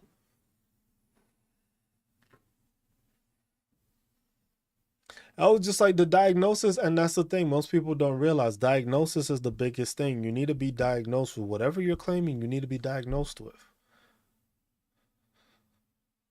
It's only nah, Ty. It's only six. It's 8 million people. So it used to be 6 million people. After the PACT Act, which was through the Biden in during the Biden administration, which basically gave the toxic exposure and all this stuff, there was an influx of extra 2 million veterans filing for disability claims. A lot of those, what's up, swear? A lot of those were Vietnam era veterans that had to deal with Agent Orange. You had Afghan, Iraq, a lot of those vets that had cancer or something because of fucking literally burning shit. Those burn pits, being in a certain area, fucking getting the anthrax shot, getting Japanese fucking encephalitis shot, getting all these fucking shots. You don't know what the fuck is in your body. But a lot of the shit developed problems for people. And a lot of these people were going through most of their lives. That's how I lost my uncle. He served in Vietnam. Yeah. A lot of people were dying. Plain and simple to say, a lot of people were dying because they were not getting any medical coverage because the VA determined that these people had these cancers and it wasn't caused because of their time in service, even though it was. So there was an influx of about 2 billion extra people filing disability claims because they now saw that they can file for it. A lot of people have sinusitis. A lot of people have rhinitis because of the fact that they served in an area where the fucking air quality was just straight up trash. Bro, if you smelling fucking burnt shit the whole fucking time, you ain't breathing right now. You just not. And developing the how close and how near you were to it, some of these people ended up with like lung cancer, different cancers. That's why there's a listing for it. That's why a lot of the vets right now, when it comes to it, a lot of vets I know when they filed their disability claim, they received that letter saying, hey, would you like to include yourself in this study? I know a lot of y'all received that. Yeah, Harkin, there's a bunch of conditions in there. A lot of veterans received that letter that said, hey, would you like to include your information, your demographics, your blood type, your thing to see the information? And the whole purpose of that was basically, hey, we need to be able to summarize the issues. Okay, so crews served in this location in Afghanistan. Okay, Cruz developed this cancer. One of his platoon mates also has that cancer. The unit that rotated after him, one of those dudes has that cancer.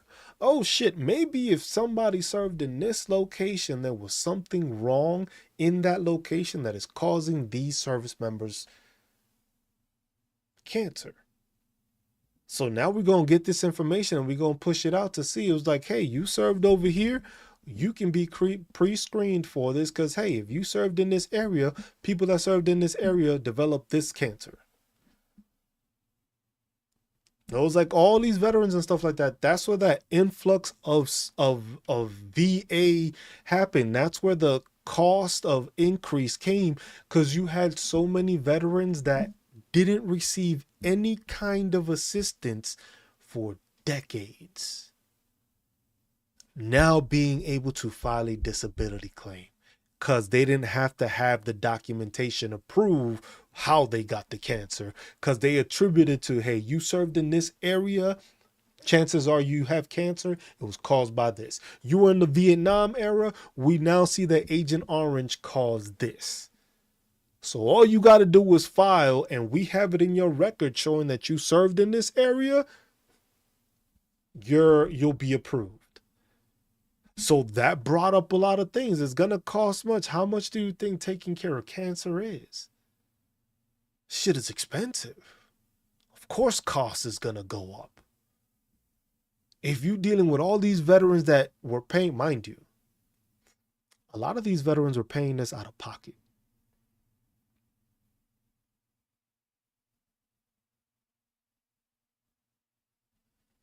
Appreciate you, Ferry. They were just like, a lot of these veterans were paying for all the medications, chemo, all that stuff out of pocket. Out of pocket. And then all of a sudden the VA says, hey man, we'll help you take care of that because we fucked up. Damn right, a lot of people are gonna fucking file. And a lot of people just didn't choose to. It was just like a lot of Vietnam era vets are just like, yo, I ain't filing for shit. And now a lot of those did, because it was either a family member or somebody else was like, bro, we can't afford this. Or you need to get some help. Or you need assistance. And that's how it happened. But that's the realness of it. That's how those numbers grew. It wasn't that it was just like veterans get paid too much. It was like, no, veterans got fucked up. Veterans got hurt. Veterans sacrificed on those missions, on those deployments. Veterans lost other veterans. Veterans went through some shit that they think about every day or sleep on every night. So veterans deserve the care they receive. Veterans deserve that information. Veterans deserve to be able to be taken care of and not worry about the fact that, oh, because I'm being medicated, I'm not going to get paid as much, even though y'all fucked me up and I'm not the same person I used to be. It was just like, that's the thing. It was just like, we are getting compensated. I say it sometimes, it's like you get compensated for the shit you lost in your life. You don't come out the same person. You got PTSD, you ain't the same person anymore. You seen some shit or went through some shit, you ain't the same person anymore. You're not the same member of society that you were before that incident.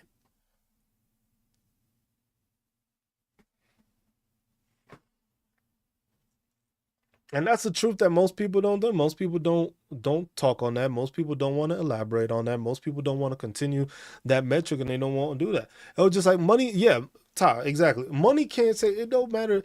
Like, but if it were for me, I would rather be able to know that I was fucking 100%. My body was good. My mental health was good. I ain't have no PTSD. I ain't have no issues. Instead of getting that $4,000 a fucking month.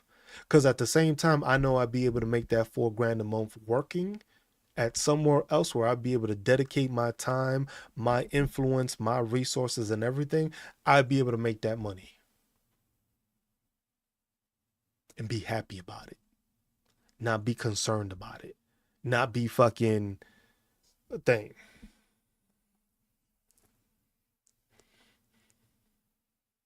It's the truth, and I was just like, that's how I am the way I am. I don't like people talking bullshit, but at the same time, most veterans, people would be like, oh my god, it was just like, you get paid this. Would you give that up? Yes. To be able to fucking run with my kids all the time and not feel like my back is about to give out? Yes. To be able to pick up my kids all the fucking time, like they were still small. You know you're strong enough to do it, but it's just like, man, your back might go out one time, one wrong fucking lift. You turn the wrong way, shit. You turn the wrong way sometimes with your neck, you swear you're gonna snap your neck. Would I give that up? Fuck yeah. My arm going numb? Yeah, fuck yeah, I'll give that up. Some people don't feel that way. Some people do. But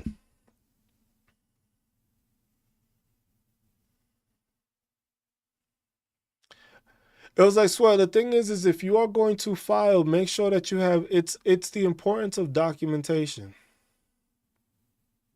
Yeah, look, see, especially if you lost a limb or some shit. Look, put it like this.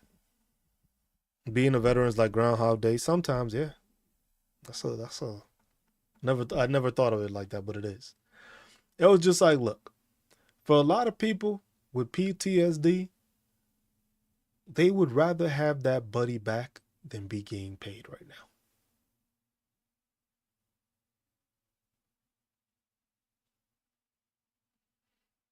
They would rather have their buddy alongside them than getting paid right now. That's the easiest way to fucking put that. Easiest way to mention it, easiest way to put it. They would rather have their buddy to be able to have a beer with in person than have to be pouring one out for them. So so that's why it's just like most people think it's just like, no.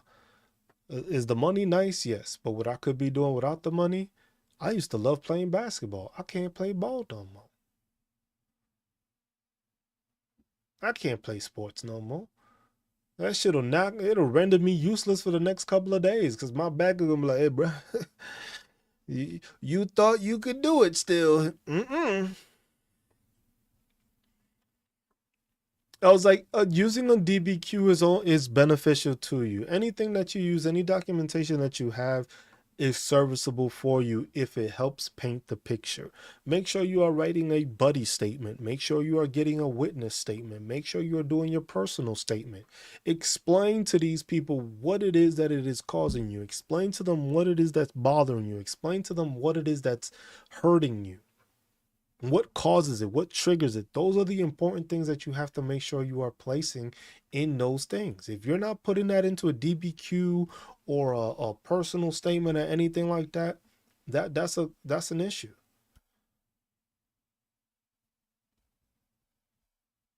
That's like, and that's the thing. It was just like veterans go through this process, but veterans don't get educated enough on the process. A lot of it is just trying to scheme you to make money off of it. I was like, am I going to provide a service? Yes. Am I going to charge veterans? Yes. I'm going to charge you $300, but I'm going to give you everything for $300. There's people charging to file your disability claim for thousands of dollars, and you don't learn anything from it. All you do is give them the information and they do it. No, I want to teach you so that you know. So that way, in case you know somebody, you can teach them. And explain to them what you were taught. Explain to them what you went through so that way this whole system of having veterans not fucking be helped and veterans not know what's going on and veterans not be able to be successful after the military ends. Because that's the biggest problem we have. Taught in 2008 and I wasn't in any shape to file till a couple of years ago. I should have been ready as soon as I got out. It's been a struggle. Clear now, so I'm able to file. It was like, I swear, the biggest thing is you got to make sure that you have all this documentation. Get your files, get your medical file. Go through your medical file, see what you have, see what you've gone through, see what you've been diagnosed with the past couple of years. If you've been seeing a doctor, if you haven't, go see a doctor. Get diagnoses, get something, get a nexus letter. If you go onto my website, VetAwareProject.com, and you go to resources, I have a nexus letter template that you can use free of charge. You don't have to pay for it. All you got to do is go to the website, check it out, and you can download the template and it tells you how you fill it out and what it should look like. Because a lot of the times when it comes to nexus letters, the problem that we have with nexus letters is that veterans don't know how to fill it out. And a lot of doctors don't know how to fill it out because they're not military affiliated. They've never seen this shit. Imagine me telling you, hey man, I need you to file taxes for me. You never filed taxes for me before. Remember, file taxes too. It is tax season. that's a little plug in there. That should be like a TurboTax. We're TurboTax fucking sponsoring me or some shit. That's like a TurboTax plug right there. I need to get sponsored. I'm like, hey, make sure to file. No, but in all seriousness, that's basically, if you don't know how to do it, you need to do that. So if you have a template and it was just like you produce that template to your doctor now knows what he has to write. Oh, I'm supposed to state this. Okay.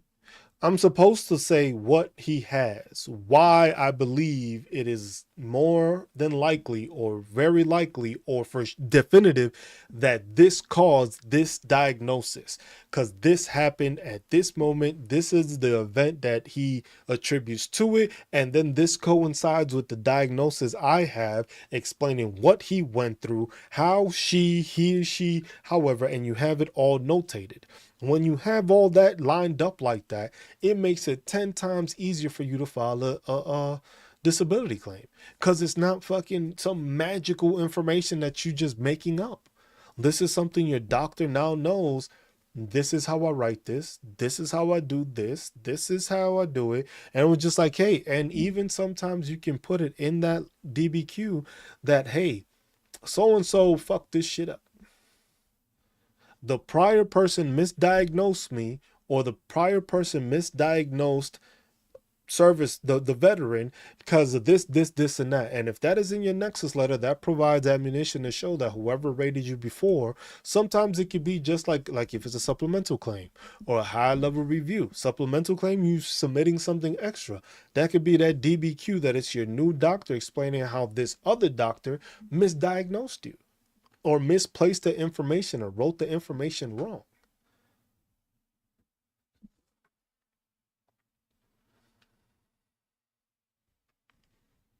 It was like, that's the thing. It was just like they bank on vets not knowing, because the thing is put it like this. I've had, like, most people are watching me here on this Cruise Talks channel. I have my Vet Aware Project channel. So if you're on this channel watching me right now, appreciate you doing so. Appreciate y'all liking the lives.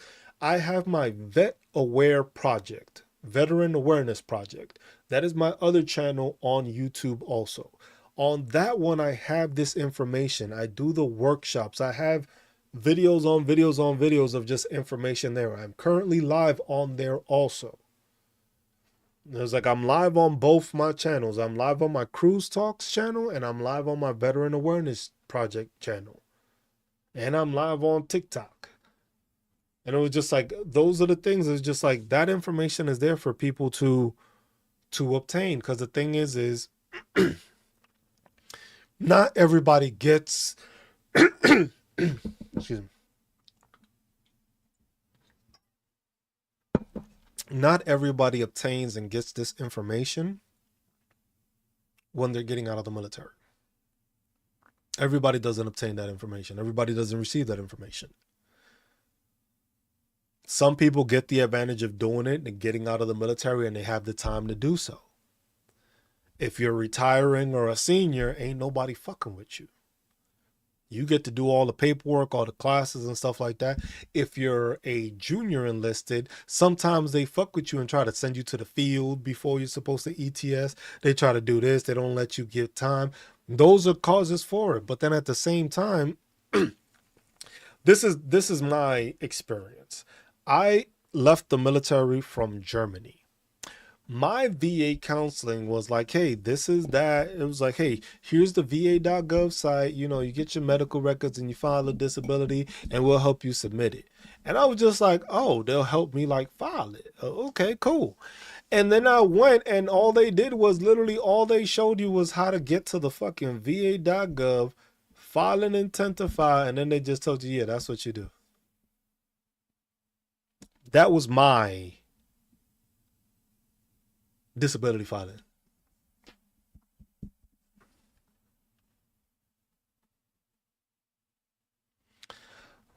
Yep. Swear there's a lot of channels that are doing this, because the thing is this is the easiest way to explain it. If you notice with a lot of these channels have a subscription thing or something like that. There's like three main big channels on YouTube when it comes to it. One of them was a prior raider, and service member. The other one is he just gives the news, and then the other one is like half news, just gaslighting. I was like, that's how most of them are. Most of them, you notice, have a system where, hey, if you go through my medical team, we can write a Nexus letter for you. And I'm like, that's interesting. I was like, a doctor that's never seen you can write a Nexus letter? Hey, go at it. I don't do that shit. Right now, I don't even do anything. Most of the thing I do is free. All the videos I have on my workshops that I would do, I used to do them every Sunday. Now I only do them one Sunday a month. The first Sunday of the month, I do a workshop, and it's just like people can ask questions, whatever you want information on, you just ask away. I get you the answer, or I show you where the answer is. Most of these channels don't do that because they don't want you to know the information. And what older vet using a VA website? And that's the thing, a lot of older vets don't use it. A lot of the people that follow me on the VetAwareProject are older veterans. The thing is most of these people are not tech savvy, so you have to explain it to them in a different way. No, they didn't really talk about it, swear. They didn't really talk about anything. I filed my disability claim on my own. I was rated 0 hypertension and total no, but VA wanted to take it away. I was surprised. I was rated at hypertension. I was just like, the thing is you got to look at, but that's the thing. When you look at those ratings, that's why it's important, and that's why I harp on the Code of Federal Regulations, which a lot of these channels, if you notice, they don't do that. A lot of these channels don't explain to you the metrics. A lot of these channels don't explain to you what it is. A lot of these channels will tell you, hey, this is a gold mine for fucking filing. I can help you get to 100% with 2 ratings type shit. No. I'm not going to scheme this shit.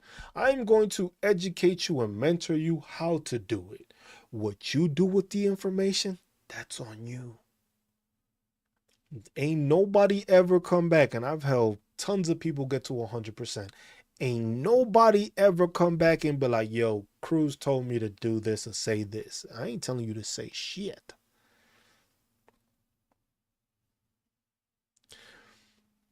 Yeah. Wayne Kimball's one of those. He's one of those large channels. He's one of those 3 large channels that the VA and the veterans have.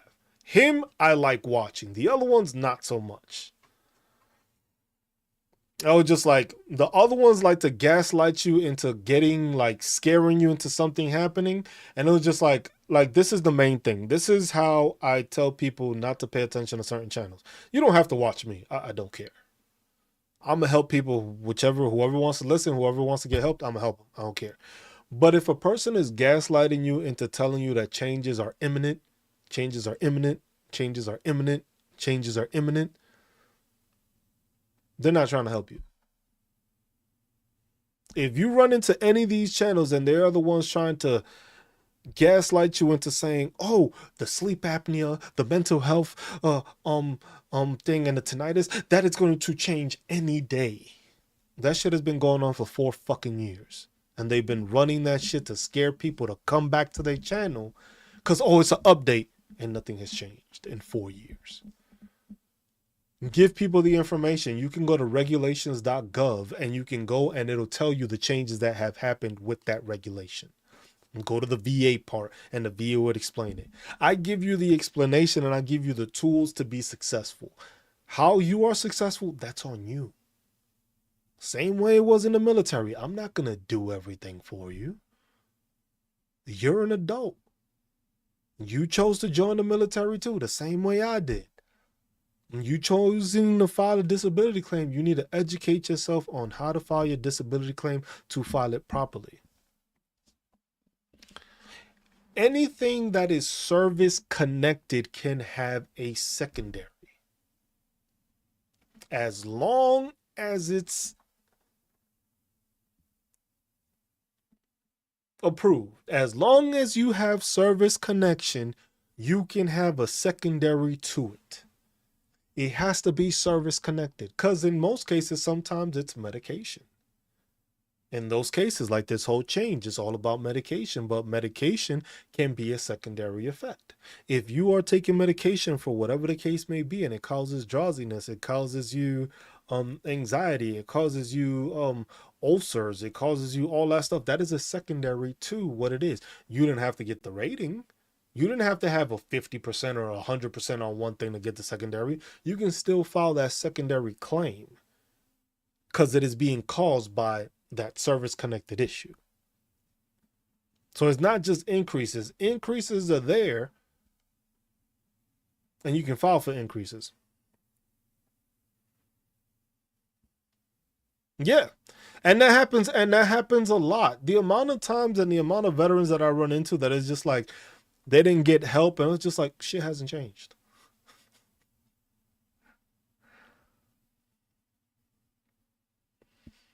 It was just like shit hasn't changed.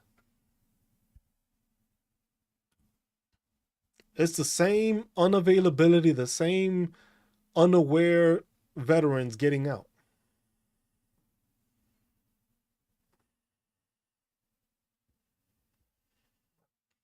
Is that's the thing. It's just like you notice.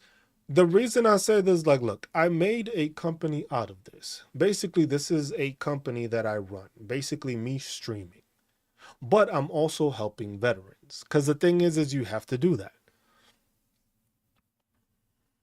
When I was saying that there's too much fraud. Yeah, and it was just like, but that's the thing. That's the information that most people don't get. Most people aren't aware of. That's the stuff that most people don't talk of.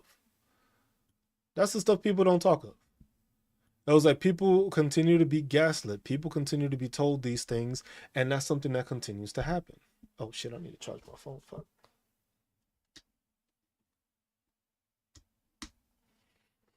I was like, but those are the things that continues to happen. It was just like you cannot have the process of assisting people and talking to people if you are going to gaslight them and try to tell them that things are so bad and it's going to happen. It was just like, no, be honest with people, be straight up with people. That's the whole thing. A lot of information is given, and some people try to give you the information, but they're also trying to make money off of it. Me, I make money off of viewership. And if people subscribe and if people do super chats and donate or give gifts or give bits, that's how I make money. I don't make money off of these other things like, hey, I'll help you file and I'm gonna charge you $3,000 or whatever the difference is in the increase. I'm gonna get, no, I don't do that because this is free information. The thing is, will I charge you for something like that? Yes, but I am giving you more information. Most of these entities, all they do is provide you the information for disability claims. I am giving you all the information you need to be a successful veteran.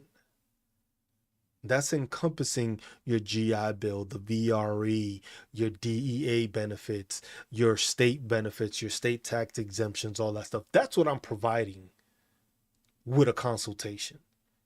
I'm not only going to make you more money, probably giving you an increase or getting you rated for something, but I'm also going to prepare you for your dependents to be successful, for your dependents to take advantage of these benefits, for you to take advantage of these benefits, benefits that you didn't even know existed.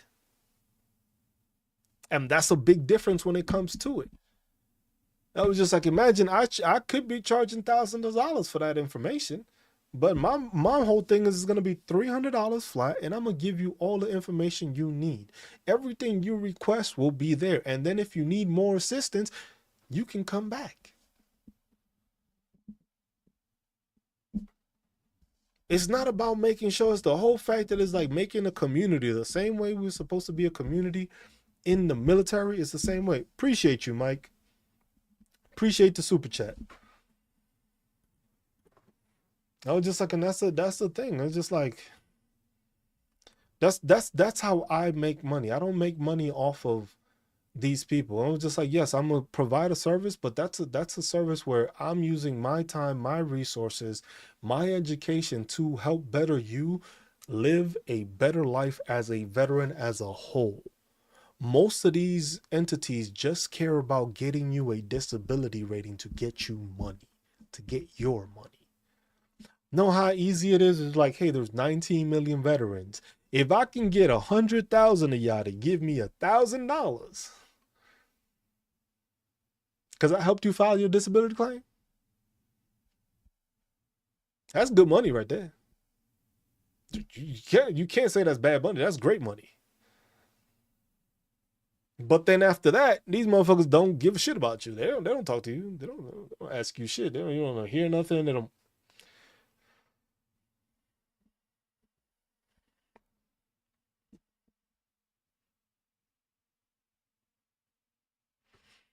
But that's what it is. It's just like YouTube is helpful because there are a lot of channels on there. Now, I'm not saying I don't have the best channel. Me, most of the videos I have are live videos. So that's why I don't get as much traction as I do, because most of my videos are lives. I go live because the thing is I can have this conversation with you while I'm live. If I make a video about these changes, you're going to leave a comment. I can't fully explain what it is you're asking or the information that you need responded if I'm doing it off of a video that you just left a comment. Because there's no back and forth, there's no communication, there's no conversation about the topic. Because the thing is not only am I answering your question, I may be answering another veteran's question at the same time. They just didn't formulate the question. You asked it or you made a statement, I'm able to speak back on it. Most of these other channels don't do these lives. I will go off of, most of the time, this is just all the knowledge that I've obtained and all the stuff I've researched and all the stuff I've learned. Most of the stuff I used it for my master's degree as part of my thesis, basically. Obtaining this information, looking at the VA statistics, looking at the PACT Act dashboard, looking at all the policies and the changes. That's what I helped with my master's degree. And that's why it was easier to just go off the top of my head, because it was like I had to research and write on this shit, and that's the topic I used. I'm a veteran. They understood that and they were happy about it, because the thing is just like I started looking at data. And as a fucking person, when you start looking at data, that's how you start developing a thesis for your fucking doctorate. Because they start seeing that you are looking at certain information as to what can benefit and what cannot. Like, hey, what are the benefits of the PACT Act? Well, if you added 2 million extra people filing, that means 2 million veterans were needing assistance prior to the PACT Act and were not receiving it. Now with this, it's just like medication will be a part of it. Medication is a big factor. But what I don't want veterans to do with this change with medication is I don't want veterans to deny medication. Because I can see that happening. I can see a lot of veterans being scared to take medication because they're going to be like, well, if I take this medication, they might lower my rating. No, bro. No, ma'am. Get yourself right.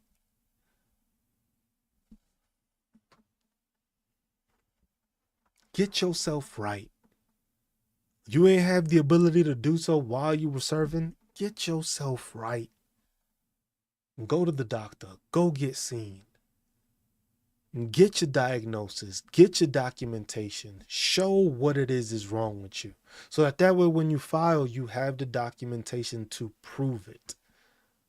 It is not a he said, she said kind of thing. It is a black and white.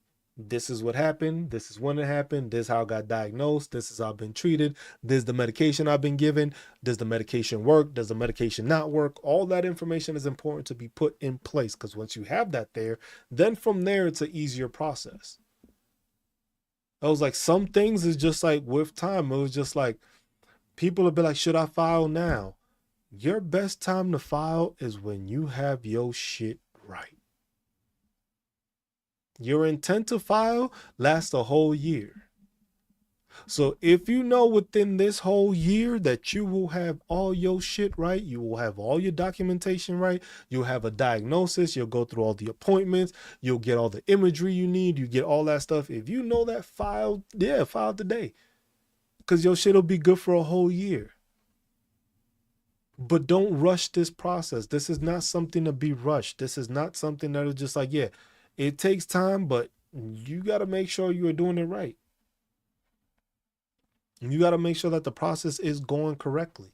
You cannot try to speed through this process, because speeding through this process is what causes a lot of problems for veterans, because they don't know the resources. If you don't know what the Code of Federal Regulation is, you better start learning. You better learn. Here, look, I even put it in the thing, just in case you've never seen this document before. Here you go. Just in case you've never seen that document before, click on it, save it, highlight it, because that's why I have a bunch of stuff. That's why it's just like, I find it weird, because on this channel, the Cruise Talks one, I'm getting more viewership than I am getting on my actual veteran channel, because I have everything linked to that one. So when it sends messages or anything, it sends it to the other channel. So here I have to manually do it, but still works either way. But that's just like, if you don't know what that is, you never heard of the Code of Federal Regulations, this is something you need to do. If you need a VA form, let me know. I have them all on my website. VetAwareProject.com. You can go to resources, VA forms. It's listed in numerical order. It goes from the application for health benefits all the way to the application for veteran pension. And I have all of those there. Every form that I've seen or that I have is on my website. And you can just go download it for free and you can look at it. The same thing with the DBQs. If you have a disability benefit questionnaire, they are all highlighted on there. Thank you, Fire. I appreciate it. I was like, but that's the thing. You have to, it's the whole purpose of helping veterans help other veterans. Because the thing is if I'm able to give you this knowledge and you're able to receive it and you can pass it down to another veteran, that means another veteran will go with these resources. I was like, yeah, will people not come to my fucking consultations and shit like that? Probably. But hey, at least I know I'm doing my job then. I'm doing something right. If less people are coming to me, that means more people are being educated. If more people are being educated, that means more veterans are being taken care of. And if more veterans are being taken care of, that means there's less veterans out on the fucking street. That's the easiest way of looking at it. That's the easiest process to go through. That's the only way to be successful with this. You have to push this information.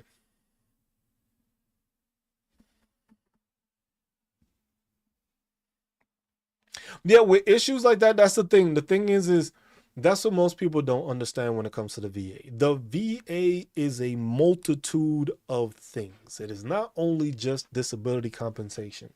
Is it one of the major things? Yes, because that's what most people want. But then you have a bunch of resources. You have educational resources. You have employment resources. You have state exempt resources. You have dependent resources. There's a bunch of stuff that keeps added on, and it is a part of that, which most people do not comprehend and don't partake in because they don't know about it. Most people, like, look, one example, the biggest example that I gave that I had to find out in a different way was the VRE program. Veteran Readiness and Employment, what used to be Vocational Rehabilitation and Employment Program. I found out about that after the fact. Most people don't understand that that is literally a second GI Bill. Most people be like, what? Second GI Bill? Yeah, it's a secondary GI Bill. Just towards employment. Because they're going to pay BAH. And they're going to pay for your instruction, whatever it is. You want to become a plumber? You can become a plumber. You want to become an electrician? You can become an electrician. You want to be an HVAC technician? You could do that. You want to be a mechanic? You could do all that stuff. Navy vet driving an 18-wheeler right now. I don't know how it got on you, but this is like God sent. Thanks for the info. I'm at 10% right now. No problem. Stop. Hey, if I'm finding the right people, it's just like, look, this is the thing. I am on, this is my Cruise Talks channel. I am also live on my other channel, which is the VetAwareProject. So VET Aware Project. That is my main page.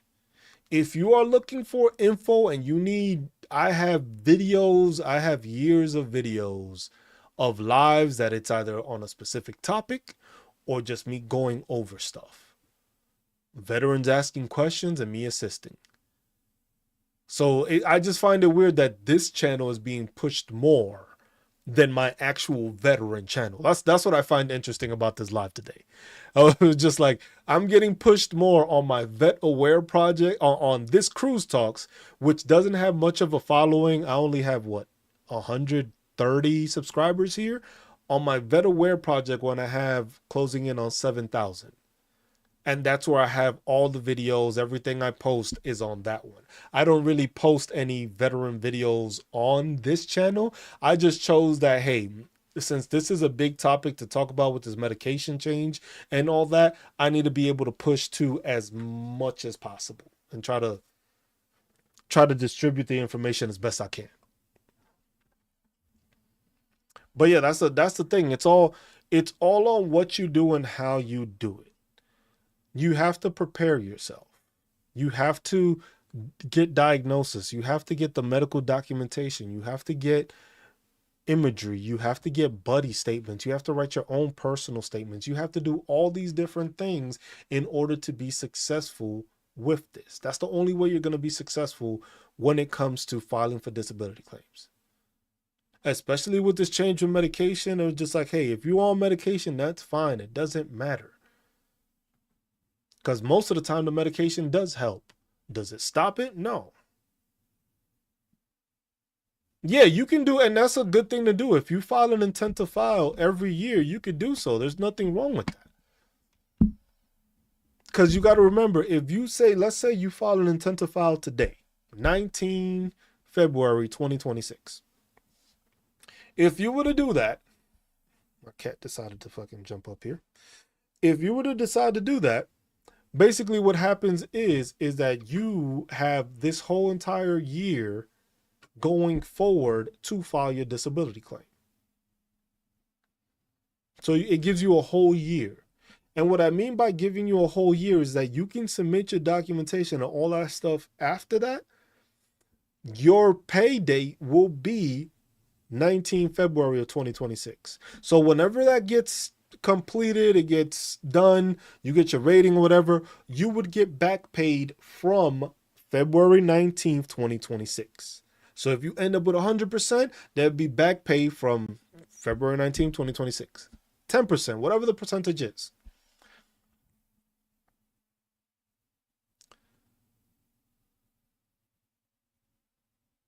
Yeah, see, that's the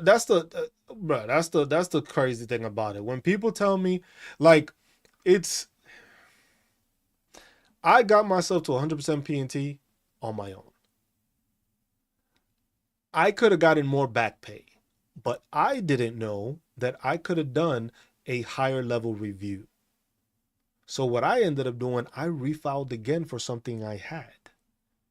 I could have done a high level review and gotten 100% P&T all the way back paid to my day of ETS.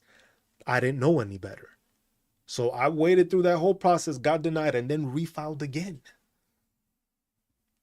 Everybody that I've helped, and that's countless people, either an increase or 100%, is just me giving them the information they need from what they have. I don't file for anybody. You tell me what's wrong with you. You tell me what you have in your medical report. I don't ask for no private information. I don't need your birth date. I don't even need your full, well, I need your name just to know how I'm addressing and like the email and stuff like that. Besides that, I don't need no other information from you. Your medical records, you don't have to show me. I'm not asking to see those things. You're going to do the work. But I'm going to tell you what you're looking for, how to look for it, how does it correspond with the CFR? Because this is your job. This is your disability claim. It's not mine.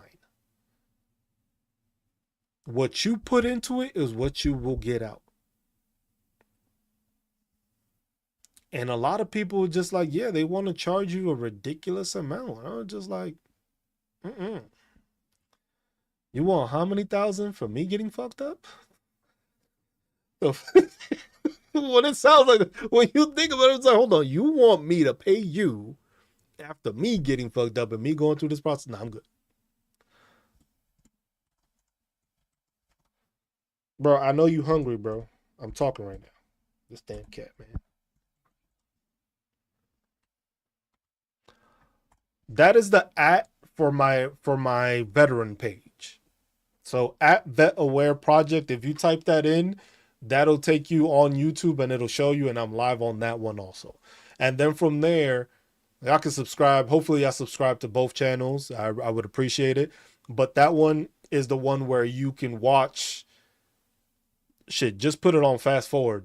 Put it on like a 1.5 speed, and you can listen through a lot of the stuff there and its explanations. The past couple of workshops haven't been as long, but there's some workshops that I've gone for 5 hours. There's workshops that I explain how they go through the musculoskeletal thing, how they go through mental health, how they determine the stuff, how they made the changes to the digestive system, going through the CFR. It's just like that goes into, I go into more. What's up, Southwest? There was like, I go more in depth and explanations with stuff on there on that channel. This channel is mostly me talking life, talking political stuff and stuff like that. That I just decided with this massive change, I need to reach as many people as possible because it's something that is important that people need to realize. But when it comes to like that, you can educate yourself to do this. Now, if they were going to charge you $13,000, that's a lot. Nah, I got no problem assisting people because that's the whole thing with this. Is the whole thing is to assist veterans. I was like, that's why I started the YouTube channel. That's why I started that channel. It was to assist veterans. It was just like the same thing I went through was just like I didn't know what I was supposed to do. I didn't know how I was supposed to file. I didn't know how to file, what I was looking at. I literally just went through my medical record and I saw every single time I went to the doctor, every time I went to physical therapy, every time I got an injection, every time I got any of that stuff. That's what I claimed. Was that right? No.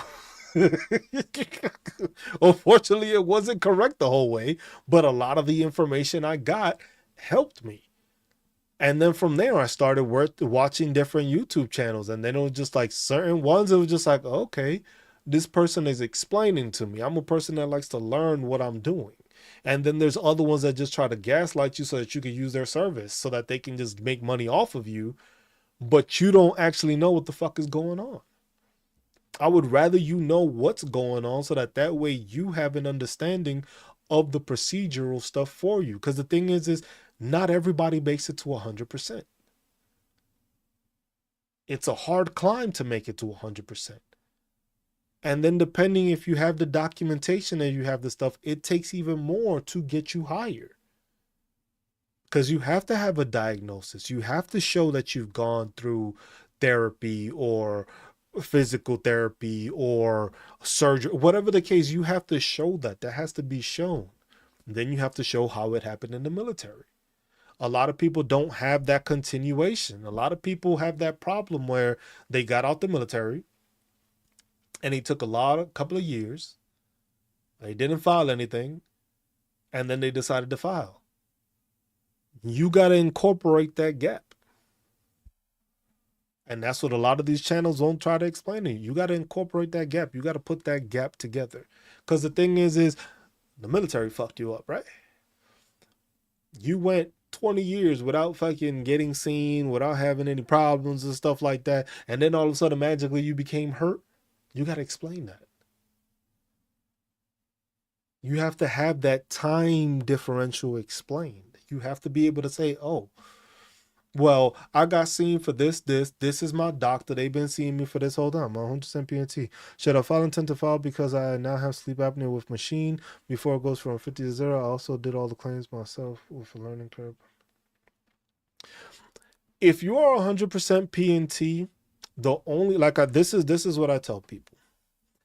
The only reason you should file for anything else after being 100% PNT is in case it can be a life-threatening issue. The reason I say that is because this is in case you pass, right? It is called the DIC, the indemnity compensation. The indemnity dependent indemnity compensation, basically stating that, because remember, if you have family, if you pass away, there's no more disability payments. If you pass away because of a service connected issue, and that is the reason why you passed away, your family can then receive that compensation.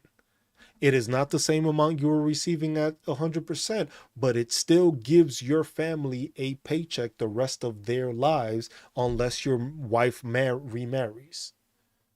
That's the only reason I say to file for another thing. If you don't have to file and you can go to the VA and tell them, hey, I think I have sleep apnea, I'd like to do a sleep study, they may be able to just get you a machine without you having to file. Go that route first and ask your provider if they can go that route before you even have to file. Because remember, you're 100% P&T. You're covered for medical. Hey, I would like to do a sleep study because I believe I have sleep apnea. They might do the study. You go through the study and they show that you have sleep apnea. Boom, you get a machine. You ain't have to file for that.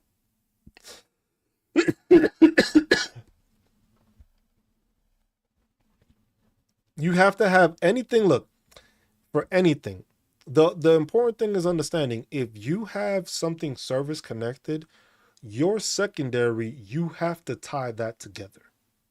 You have to show that tie. Whether it's medical studies, whether it's your doctor writing a nexus letter, or your doctor or the DBQ, the disability benefits questionnaire, you have to make sure that that is connected and it is shown as the reason why it is causing it. Because you can put anything as a secondary, but you have to be able to prove and show how it is a secondary effect. So if you on a medication and it's just like this medication is known to cause this, and this, then okay, then that makes it viable for it to be a secondary that's being caused by this. So you have to make sure when it comes to secondaries is making sure that you can provide the adequate and the correct information of the diagnosis of this secondary being caused by the primary. Because if you have a secondary and it's not directly connected to the primary issue, then it's...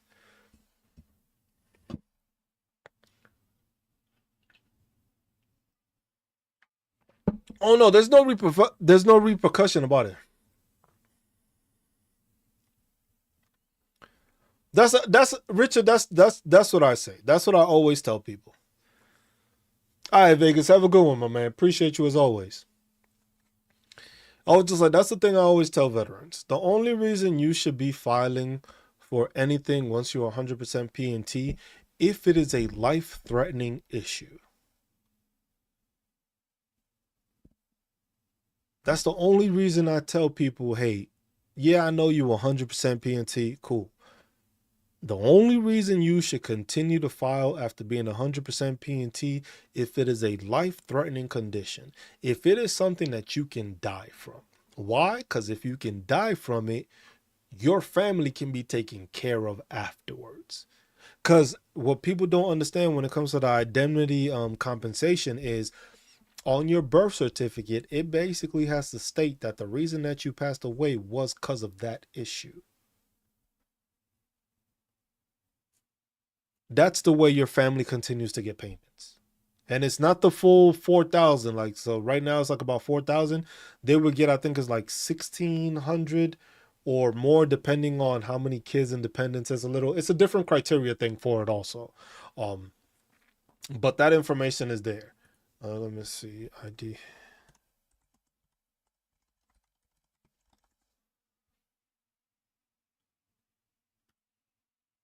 I was like, so this is how it is. The basic rate, so the monthly rates for that is, the basic rate is $1,699 for a surviving spouse. If you have a child under the age of 18, they receive an extra $421.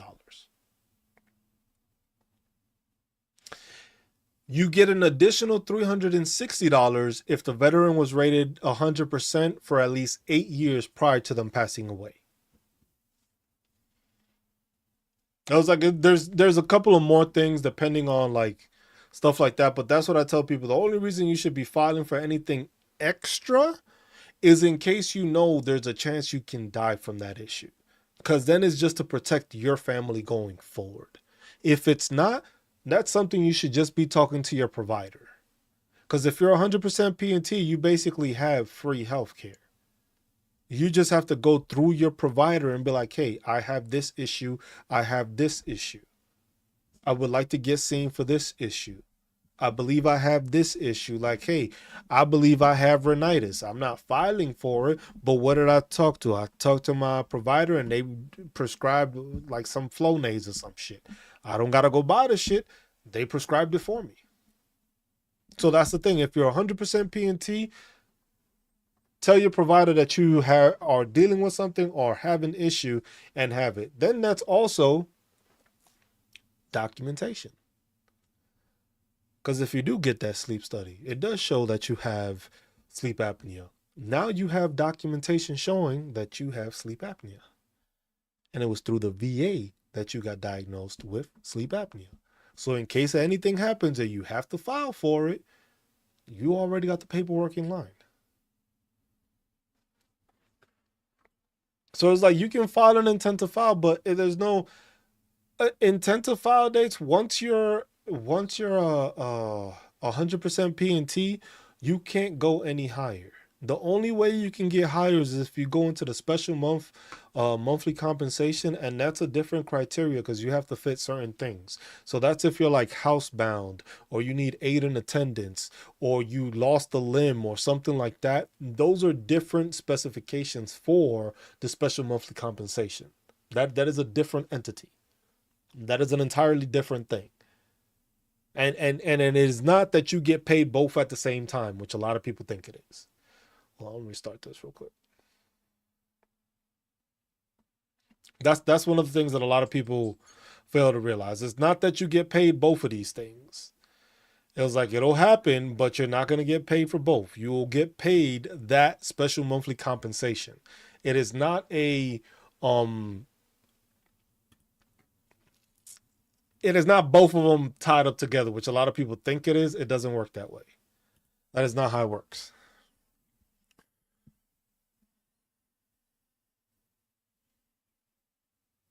Yeah, you can just be continue to be seen.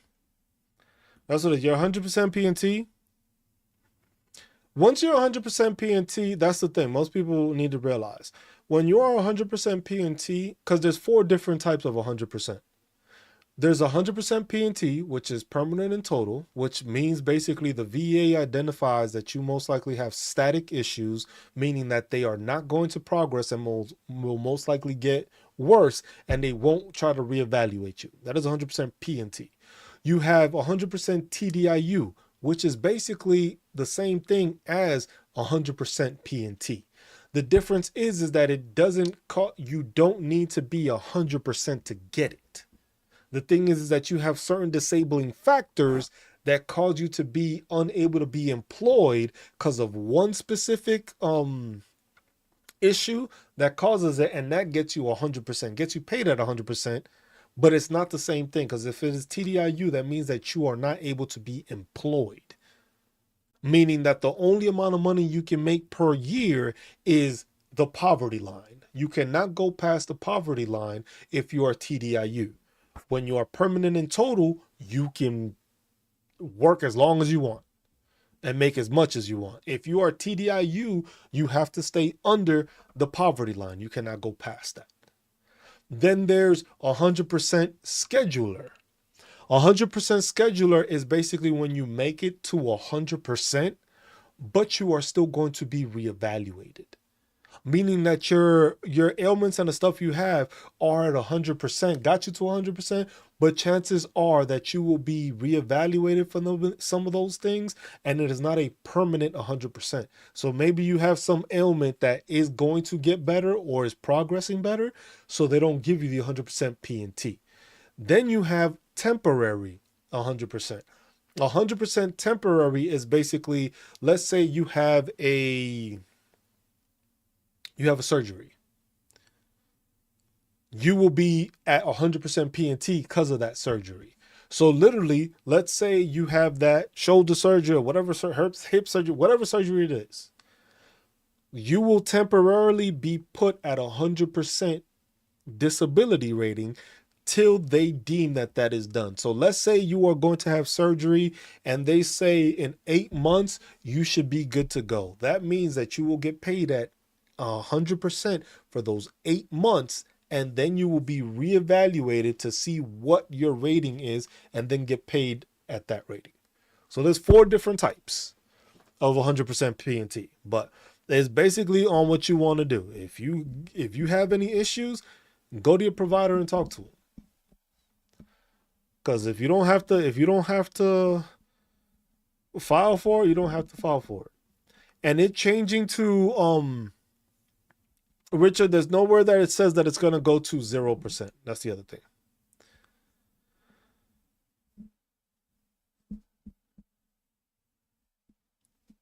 That's the thing. The new rules have not been put in place, y'all. That's why I say that's why I talk about these gaslighting channels.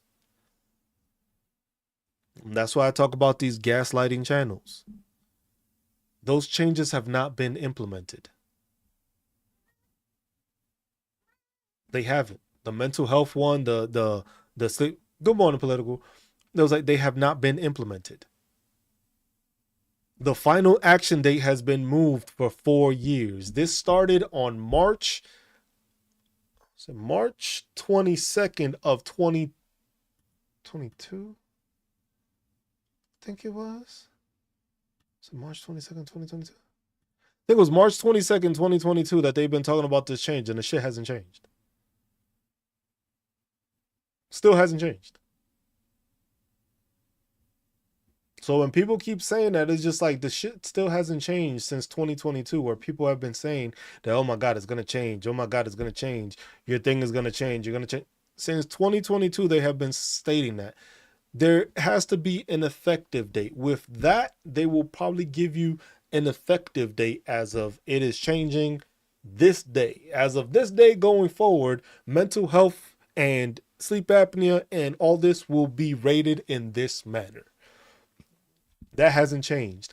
That's why I say this change that just happened on the 17th of medication being involved is a precursor to that being changed.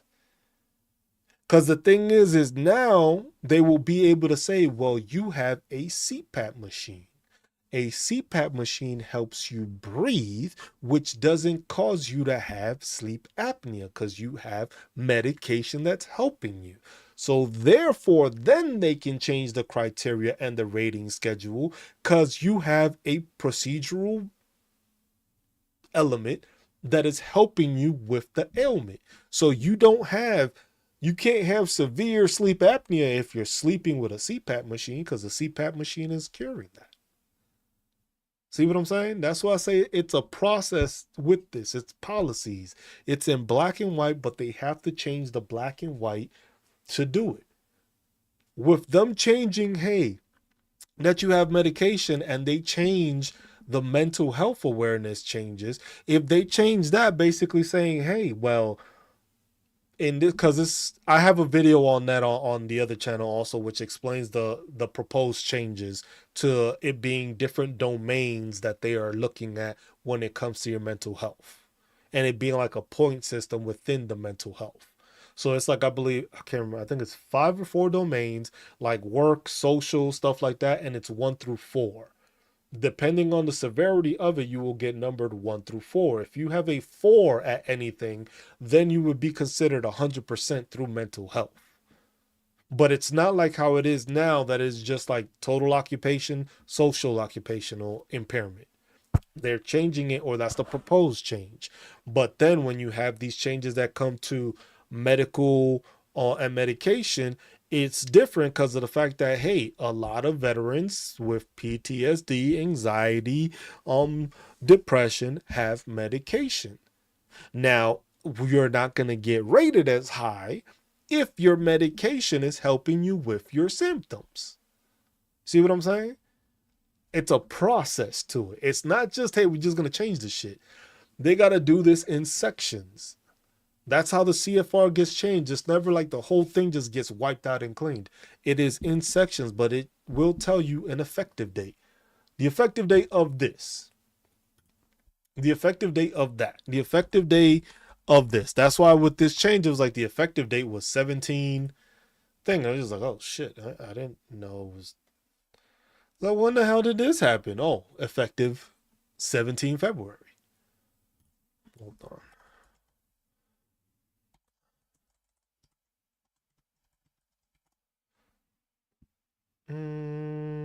Where is it? Because there's a document. Shit. Can't remember where it's at. It's a VA 72, I think.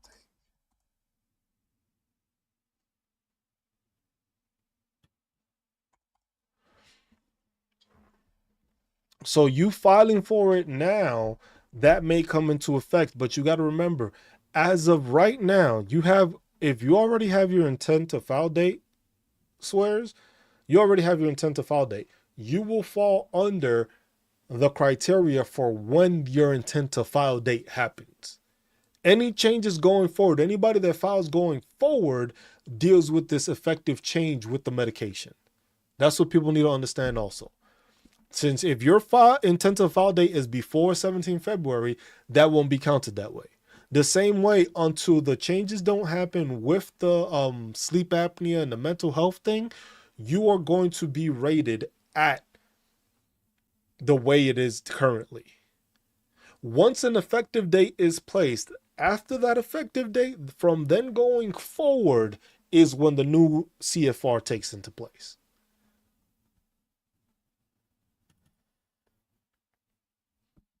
Damn, what the hell is it?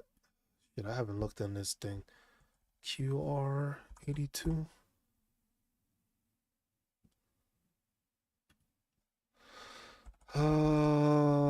Damn, I can't remember. Oh no, I have to single it out by agency, which is Department of Veteran Affairs.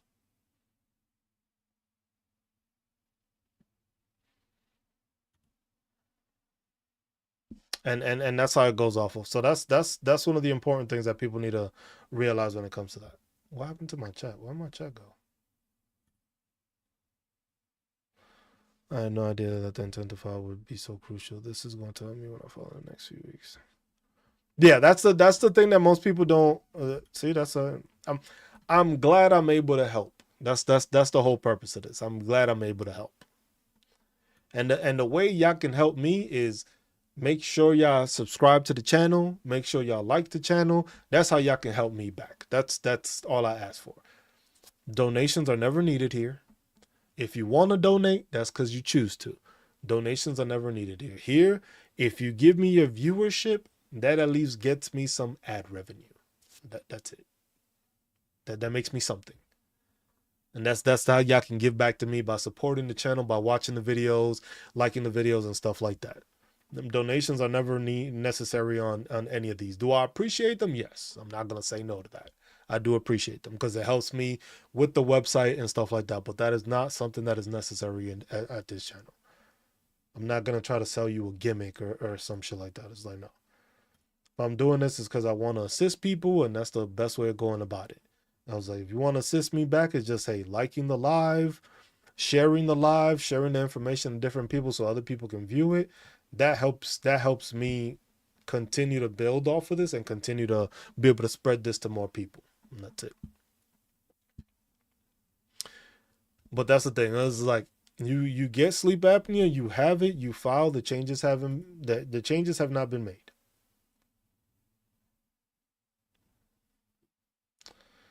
Oh, let me see if I can find this.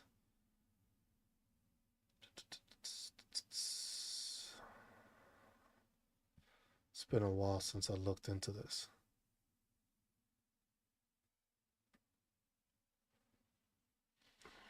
Because basically, if you go through it's regulations.gov.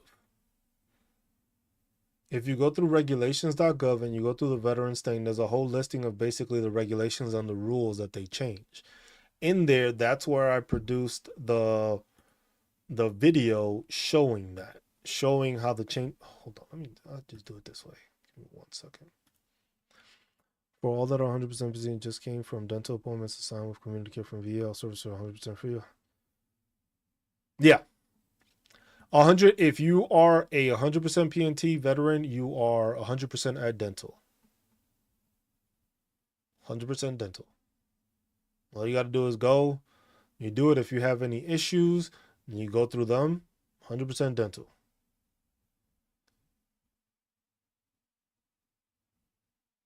Which is that's a massive change. That's a big difference. You don't have to worry about it.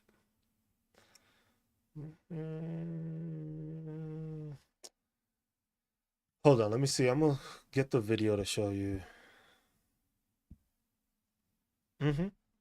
Or if you're the next time you're at the VA, you could just go and do it that way. And just go to the dental within, because most of them they have it within the building, and you can do it that way.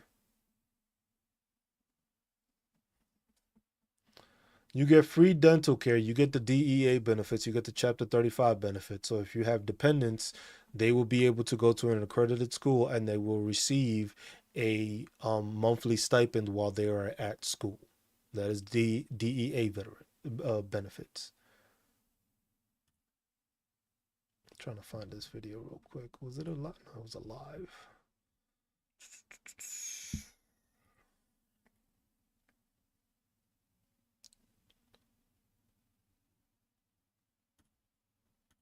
Okay, this link right here, that YouTube video right there that I am plugging in, that video right there is the video where I go over the proposed mental health changes.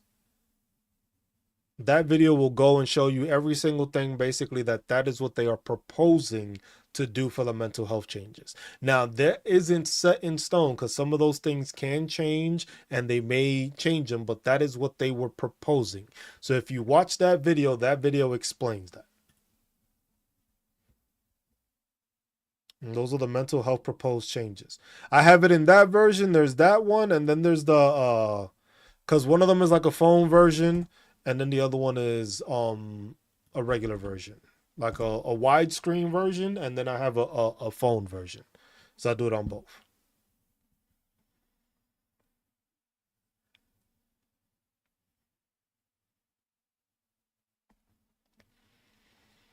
Yeah, that's a lot of the stuff. That's basically swears what my consultations provide.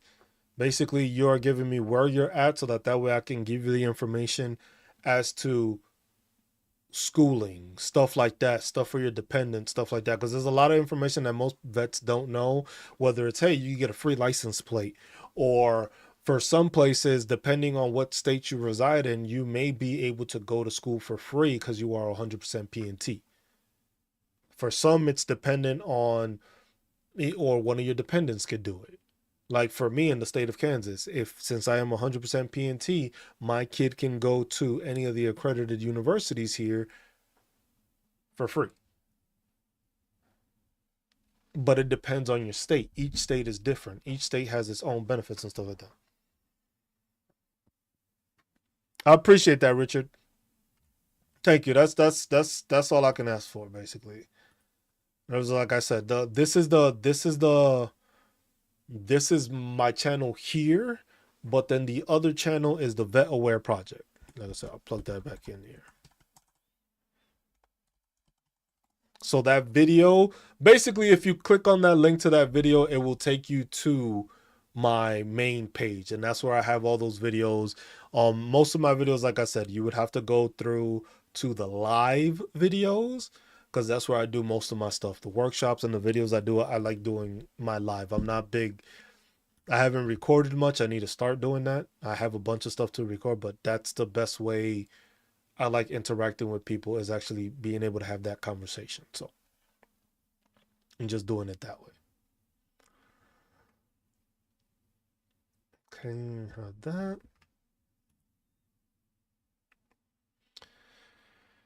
Where is this?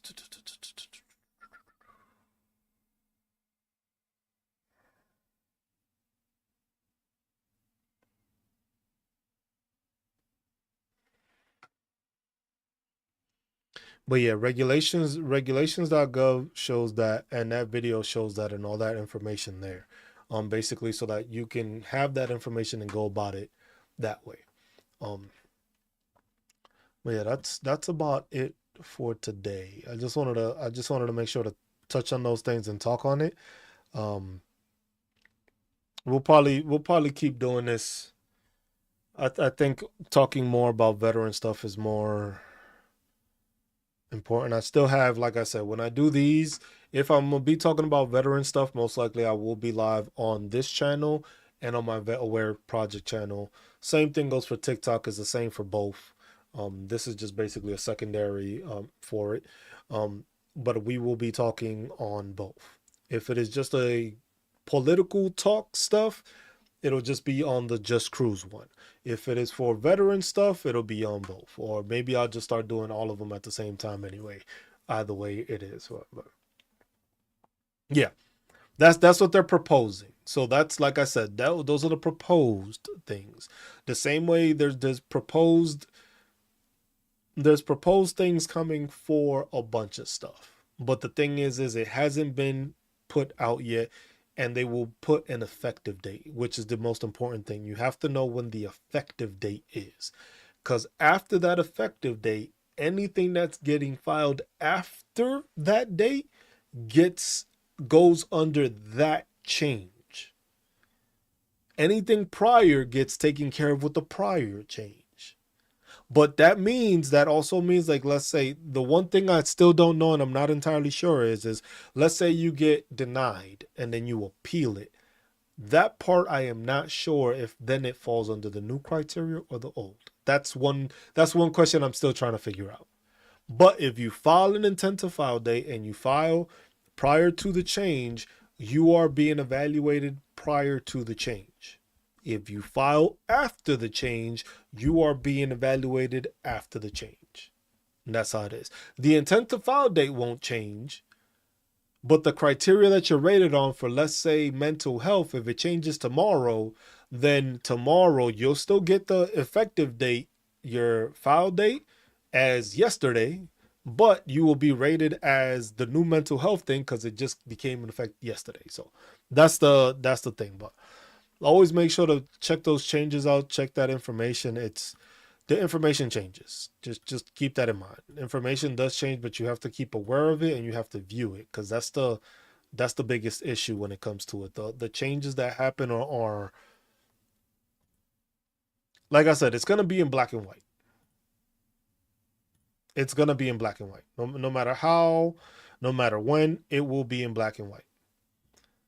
I'm trying to find this file so I can send it to you so y'all can see it.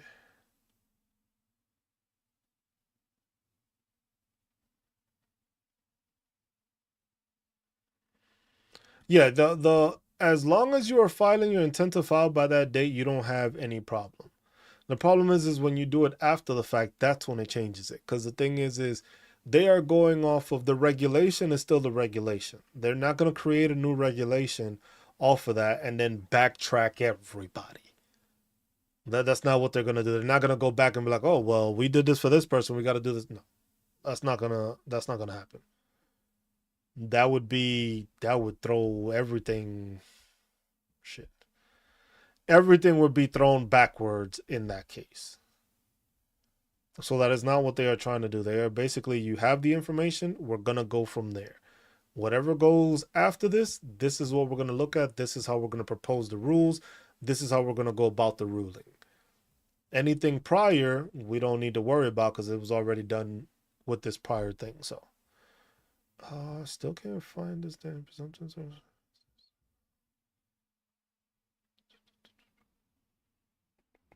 was 90 something, wasn't it?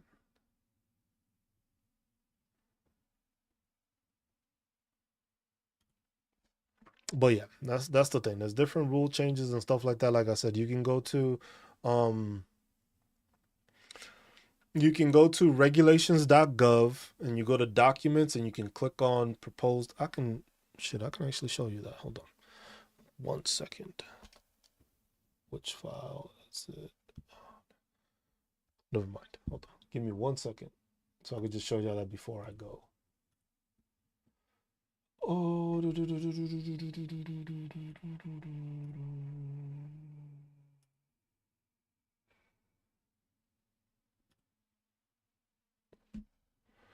Okay, so go back to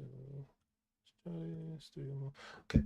So it would be this. I was like, so I'll show you. Go to regulations.gov, which is this page here. You just type in regulations.gov. You would go from here and it'll give you like comments due soon. Because remember, when they make these changes, you can make comments on the issues. So you could just put Veteran Affairs. Is it VA 72? No, that's what I'll search for. Veteran Affairs. Then you go from here, you can go to rules and you can click on, you scroll down on the side, it'll give you the ability to go to Department of Veteran Affairs. You would click on that, and then from there it gives you the proposed rules.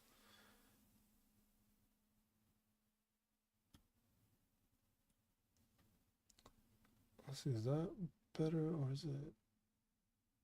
Yeah, it gives you the proposed rules and you can go and check on the proposed rules that they have. You can go back. Oh, damn, I don't want to go that far back. You go to documents and go to Veteran Affairs also.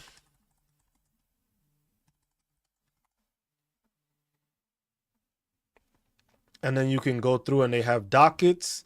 They have dockets, they have documents, they have comments on the stuff, and you can check it through there. The CFR is also here, which is ecfr.gov, which you could just type in Code of Federal Regulations, and you can go about it that way. You can put Code of Federal Regulations, and it'll take you to the site. And then you have to go make sure that you are going to Title 38, Chapter 1, Part 4. So we could do this from the beginning, and I'll show you what it looks like. Because you will go to the Code of Federal Regulations. From the Code of Federal Regulations, you will scroll down to Title 38, which is Pensions, Bonuses, and Veterans Relief. From here, it'll break down to Chapter 1, Chapter 2, and Part 200. So in that part right there, what you would do is you would go to Chapter 1, and then it shows you all the different parts. And the shit goes all the way to 80. And these are basically different things that it basically covers. When it comes to loans, fiduciary activities, Board of Appeals, all that stuff. What you're interested in and what you need to find is Schedule for Rating Disabilities. You click on there. This is the information that you need when it comes to filing. You go through there. It's a long read, but that's why you identify the stuff you need. I've been fighting with them for the longest because they denied me for tinnitus and sleep apnea. Army guy, you got to remember that when you are filing anything through the VA, you got to make sure that you have that documentation for it. Tinnitus and sleep apnea, you have to show why and how it was caused by your time in service. Whether that's by buddy statements, a nexus letter, you have to show that connection. Just because you have it, you've been diagnosed with it. That's a good thing. But you have to be able to show why it was caused and how it was caused by your time in service. Whichever way that matters or whichever way that goes about, you have to show that connection. And if it was proving it, then that means you have to file an appeal. Because like I said, it could be that you had a bad rater. Could be that. Could have been a bad C&P exam and they didn't do it. You can do a review and appeal it. If you know for sure it was proven and all that stuff, you need to make sure that you are appealing the process.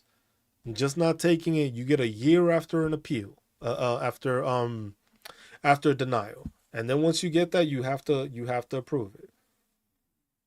Yeah, you have to. Once you get a whole year from you being denied. Once you have that whole year, you can either do a supplemental claim, which is basically you providing extra information to basically do it. You do the higher level review, which somebody else is just looking at it from a different lens. And then you have the appeal one with the Board of Appeals, which is basically going through the court proceedings of going through and fighting it. So there's different ways of doing it. Just because you get denied does not mean that that is final and is not going to get approved. If you know you are correct and you have your documentation, you have the correct proof, you appeal it and you go through that process. And then at the same time, while you're doing that, get more information, get more documentation, get more stuff so that you are able to prove it. No problem, man. But yeah, we are going to end it on that note. But yeah, this is how we usually do our lives on the VetAwareProject, where I show you the screen so that you can see what it is I'm showing you. I'm not going to give you half-assed information or possibilities. No, I'm going to take you to the website. I'm going to show you directly where you're getting this information from, what you are researching to be successful. I'm not doing the stuff for you. I'm teaching you how to do it. Appreciate that. You too, Armin. I was like, I'm teaching you how to do it so that you yourself understand what you got to do. So that way, in case you are paying for a service or something like that, you know that they are helping you in the correct way. That way you have that expert to assist you, but then you still at least have some background knowledge to be successful. Because otherwise it makes no sense. If you ain't helping yourself out, you ain't helping. If you ain't helping yourself out, you just not helping yourself out. So, but like I said, we'll end it on that note. Gotta feed these cats. Y'all know how my cats are. Y'all already know. As always, I appreciate y'all. And as always, be good to one another. Take care of one another. Look out for one another. Love one another. Stay marvelous while doing it, y'all. I'm just Cruz. This has been our little chit chat for today. Appreciate all the subscriptions, all the likes, the super chat. I appreciate you for that. Thank y'all. Y'all have a good rest of y'all day, and I will catch you, Gina. Y'all haven't, well, they're on YouTube and stuff. Appreciate you, Gina. Y'all have a good rest of y'all evening. Peace.